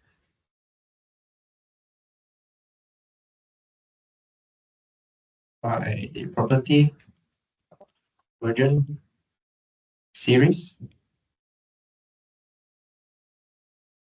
1/3 times 1/3 times. And the sum from a goes to 1 to infinity also diverges. So the original sequence diverges. Okay, so I want to remind you again. I spend some time writing slowly, writing all these reason. Okay, you have to do it. You have to do it in your assignment. Okay, cannot just this implies this, this implies this, this implies this, this implies this. Okay, every implication you must write why, by what theorem you use. Cannot. Okay, only then I can give marks. You need to understand. You do assignment. You need to show me you understand it. Okay, by writing why. Understand? If you don't write why, I cannot understand whether you know or not. True or not? 对吗？对还是不对？我挑喷，没有，不要怕，不要怕。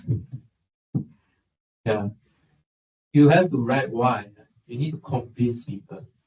Then you need to write why. Not just think, oh, true, this is true, this is true. Cannot. 会这样的，不会这样的。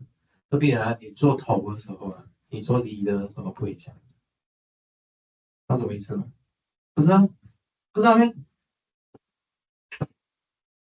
就是你在管理的时候你要以德服人，知道吗？不是以权压人，明白吗？明白吗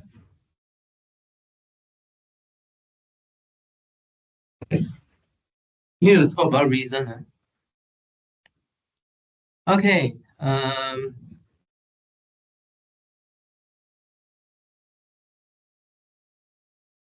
So there's one remark I want to make here. So I want to say that a finite number of terms does not affect the divergence or convergence. Okay. So meaning if you remove a few terms from the front, your series will stay divergence or convergence. Okay. So for example, let me give you an example. So suppose that we know that since n equals to 4, let's say, simply give some example. Let's say this is convergent. Okay? I don't know converge to where, but converge. Okay? But let's say I add in few more terms. Okay, here start from 4, right? I add all the way from 1. Okay, what do we get? The first term is 1/2, second term 2, 9, third term 3 to the 2 over 28. And then you plus the thing that you know that converge. Correct or not? So the last term maybe converge to some x. X plus 3 over 28 plus 2 over 9 plus 1 over 2. Is it still finite or not? Is it still finite? Finite, just a bigger number. Okay, so in this case, it's bigger number. So this sequence also converges. Okay, so a finite term removed from your series won't affect your convergence of that.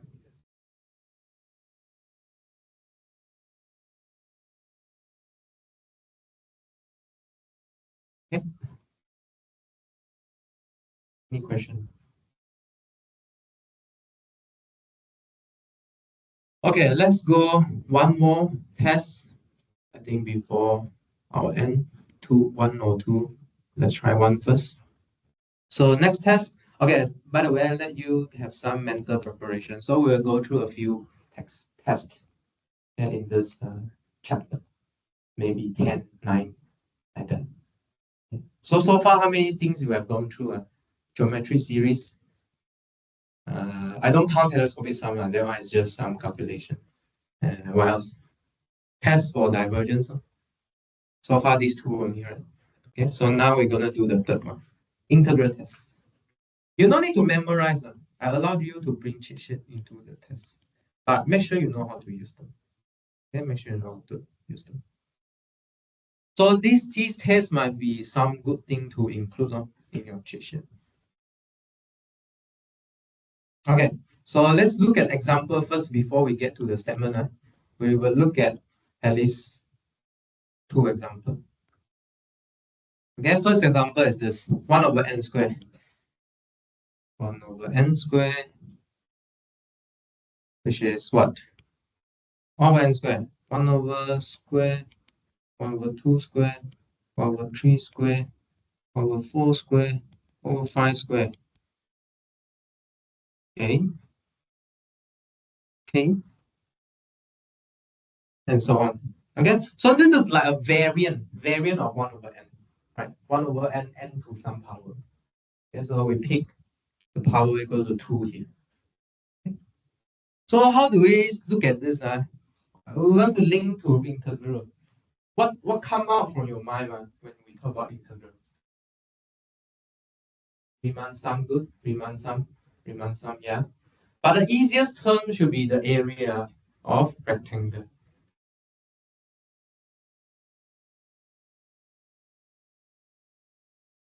Okay, area of rectangle here. Okay, so what can we do here? Can we realize these terms as area of some rectangle? What sort of rectangle we want to look for?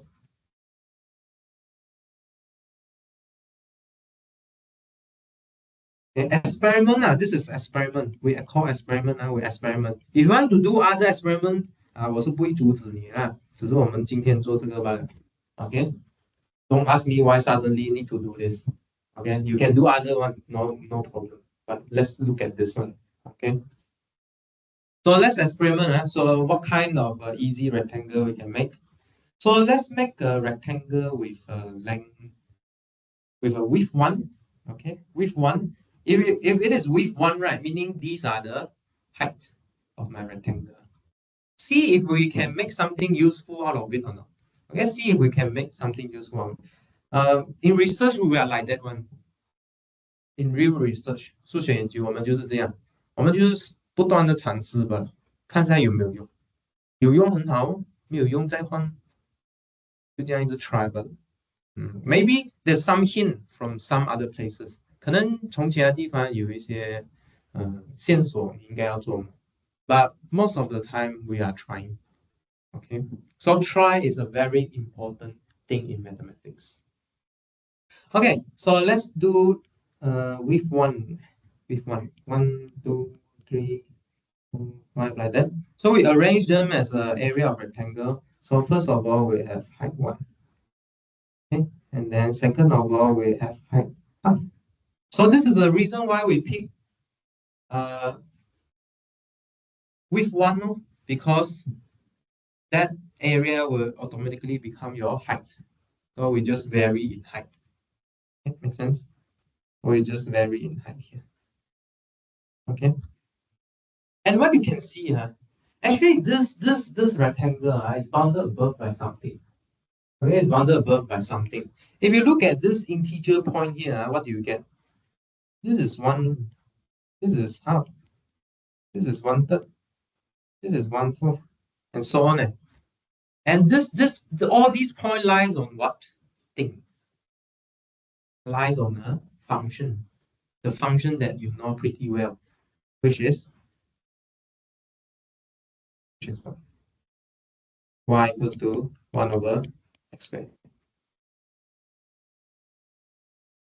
Okay. So what do I want to say here? It's like not quite area under the graph, not quite, because it doesn't cover some of the block. Okay, but the area under this graph, right, should contain all this rectangle.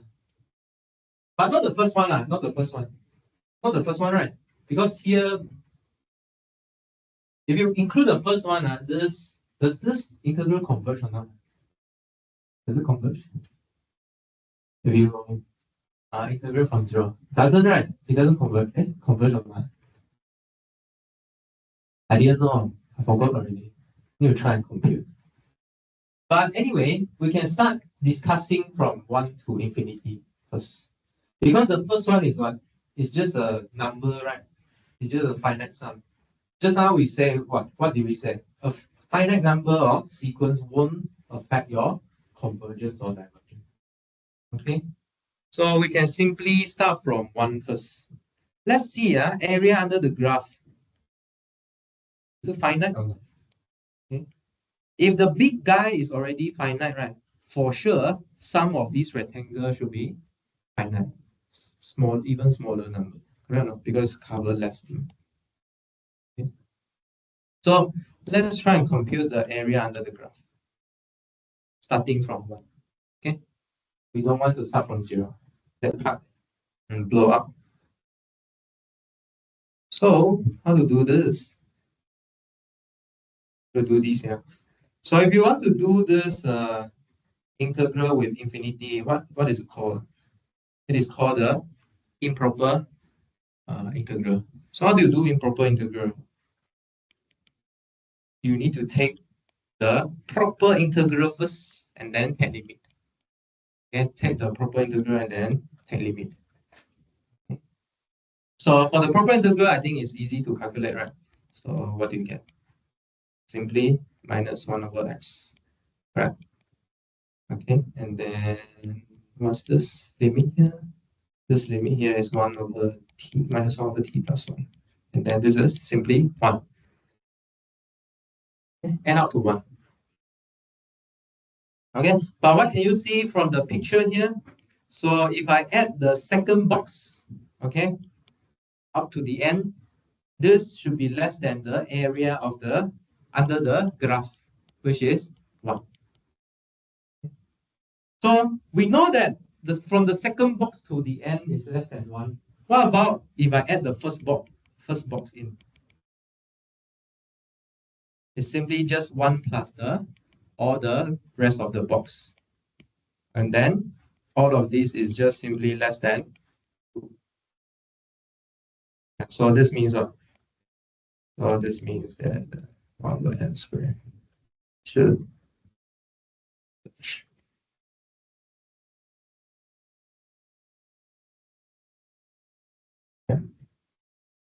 because it is some number less than 2.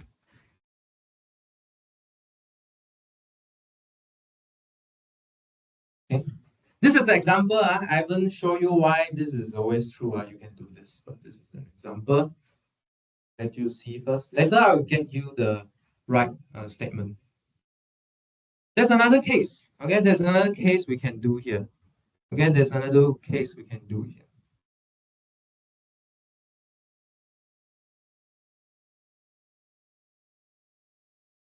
Let's look at 1 over square root n. So here we take the power to be half. Okay. So here is square root 1, square root 2, square root 3, and then okay. So there's another diagram you can draw here. Similarly, we see it as a area of a rectangle, also with length 1. Okay. But this times we will start with the box at 1, 2. Okay. Why we'll do this later, you'll see. We'll pick some convenient points to check. So let's see. So this box is 1. Okay, we can do another box. This box is height 1 over square root 2, and that's all. Okay. So this time around, we don't pick the right endpoint. Instead, we pick the left endpoint. Okay, in the moment you'll see why we do this. You also can try picking the right endpoint, but don't think it will be helpful for you. But what is helpful is if you pick the left one. Okay. So if you pick a left one, what do you get? So this one is 1, right? This one is 1 over square root 2. And this one obviously 1 over square root 3. So this curve is what? You form a curve around here, you will get y equals to 1 over square root. Okay, in the moment you'll see why we did this instead of picking the right one. Okay, so in this case, what happens here? The other way around happens. The area of the boxes cover more than the area under the graph. This is the other way around. Okay, so let's see what happened. Let's compute the area under the graph first. So let's start from 1 to infinity again, of 1 over square root x dx. So if we quickly compute this, what do we get? We simply get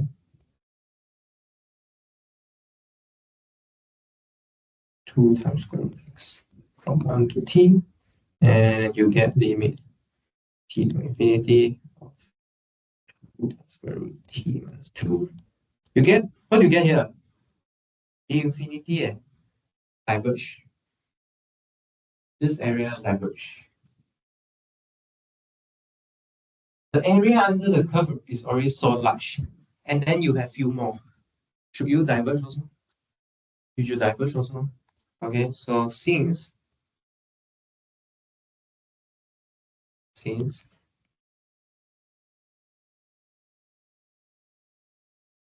this is greater to something that diverge, then it has to diverge. Okay, so if let's say you really want to try the left endpoint here, you will just show that it is a number less than infinity. Can it be a number or can it be something else? We don't know, not sure. But if it is less than some finite number, it has to be finite. I mean, if it is positive also, right? Just now we are positive. So where is it? So this number here, right, should be bound between 0 and 2. That's all should be a finite number. Okay, so what are we getting here? So what we're getting here is this statement here. We won't prove, but this statement is interesting to learn. So when do we apply this kind of test? Okay, you don't need to draw this rectangle thing inside your exam. What you need to know is this integral test. What condition you need to check. So suppose your function is continuous, positive, and decreasing. It must be positive, must be continuous, must be decreasing. If it is negative, then some other thing you need to consider. Okay. Function, so 3 things to check. Functions. Okay. So when I talk about these words, try and think about the example, the 2 examples we did just now. On the interval 1 to infinity. Okay. And let an to be the restriction of this f to n. Then we look at the natural number point. Okay? Or, in other words, all the positive integer. Okay? Positive integer points. So this forms the sequence, right? So we can make the infinite series out of this sequence. Okay? We can make infinite series out of this sequence. And this infinite series is convergent if and only if, okay, this is very strong, if and only if, two directional, if and only if the improper integral fx dx is convergent. So convergent of this integral means it just evaluate to a finite sum. Okay, evaluate to a finite sum. Okay, so to be precise a bit, so in other words, if I want to split this, if and only if means what? If you can check that the improper integral of fx dx is convergent, then the sum is also convergent. Okay, or if the improper integral is divergent, then the sum is also divergent. Okay, so meaning what? Meaning you just need to check the improper integral of your function. Okay, and then this function is special. This function has to be continuous, positive, and decreasing. So actually, these how to say, filter the cases you can use integral tests. They already filter for you already. Only when your function is, only when the sequence can fit into a function that is continuous, positive, and decreasing.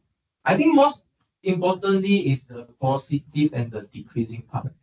Because usually the sequence we consider is polynomial. So polynomial is always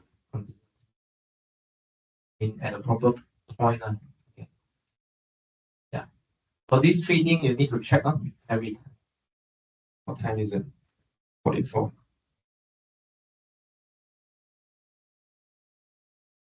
I think I don't want to go to examples. So let's stop here first. Any question or not? So these are the three things you need to check first, and then you need to check the integral, evaluate the integral. Okay, so this is a new tool. To compute a sum of a series, somehow I can go and compute some sort of integral. Okay, go back to calculus 1 all over again. Okay. Yeah. Any question before we break? Assignment 1 also can. Last word. Last hint before we break. Hold on. Huh? Are you guys okay or not with your assignment?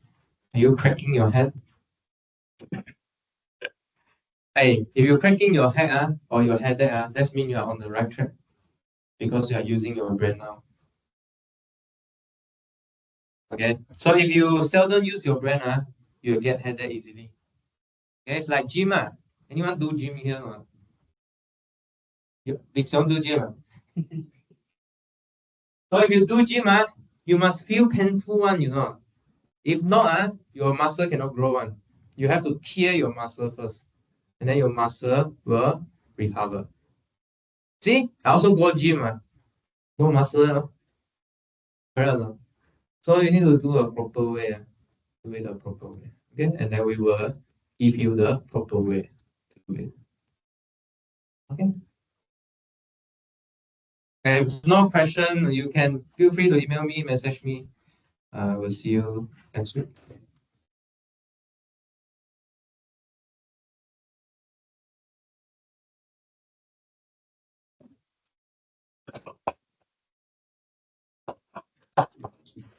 Sure.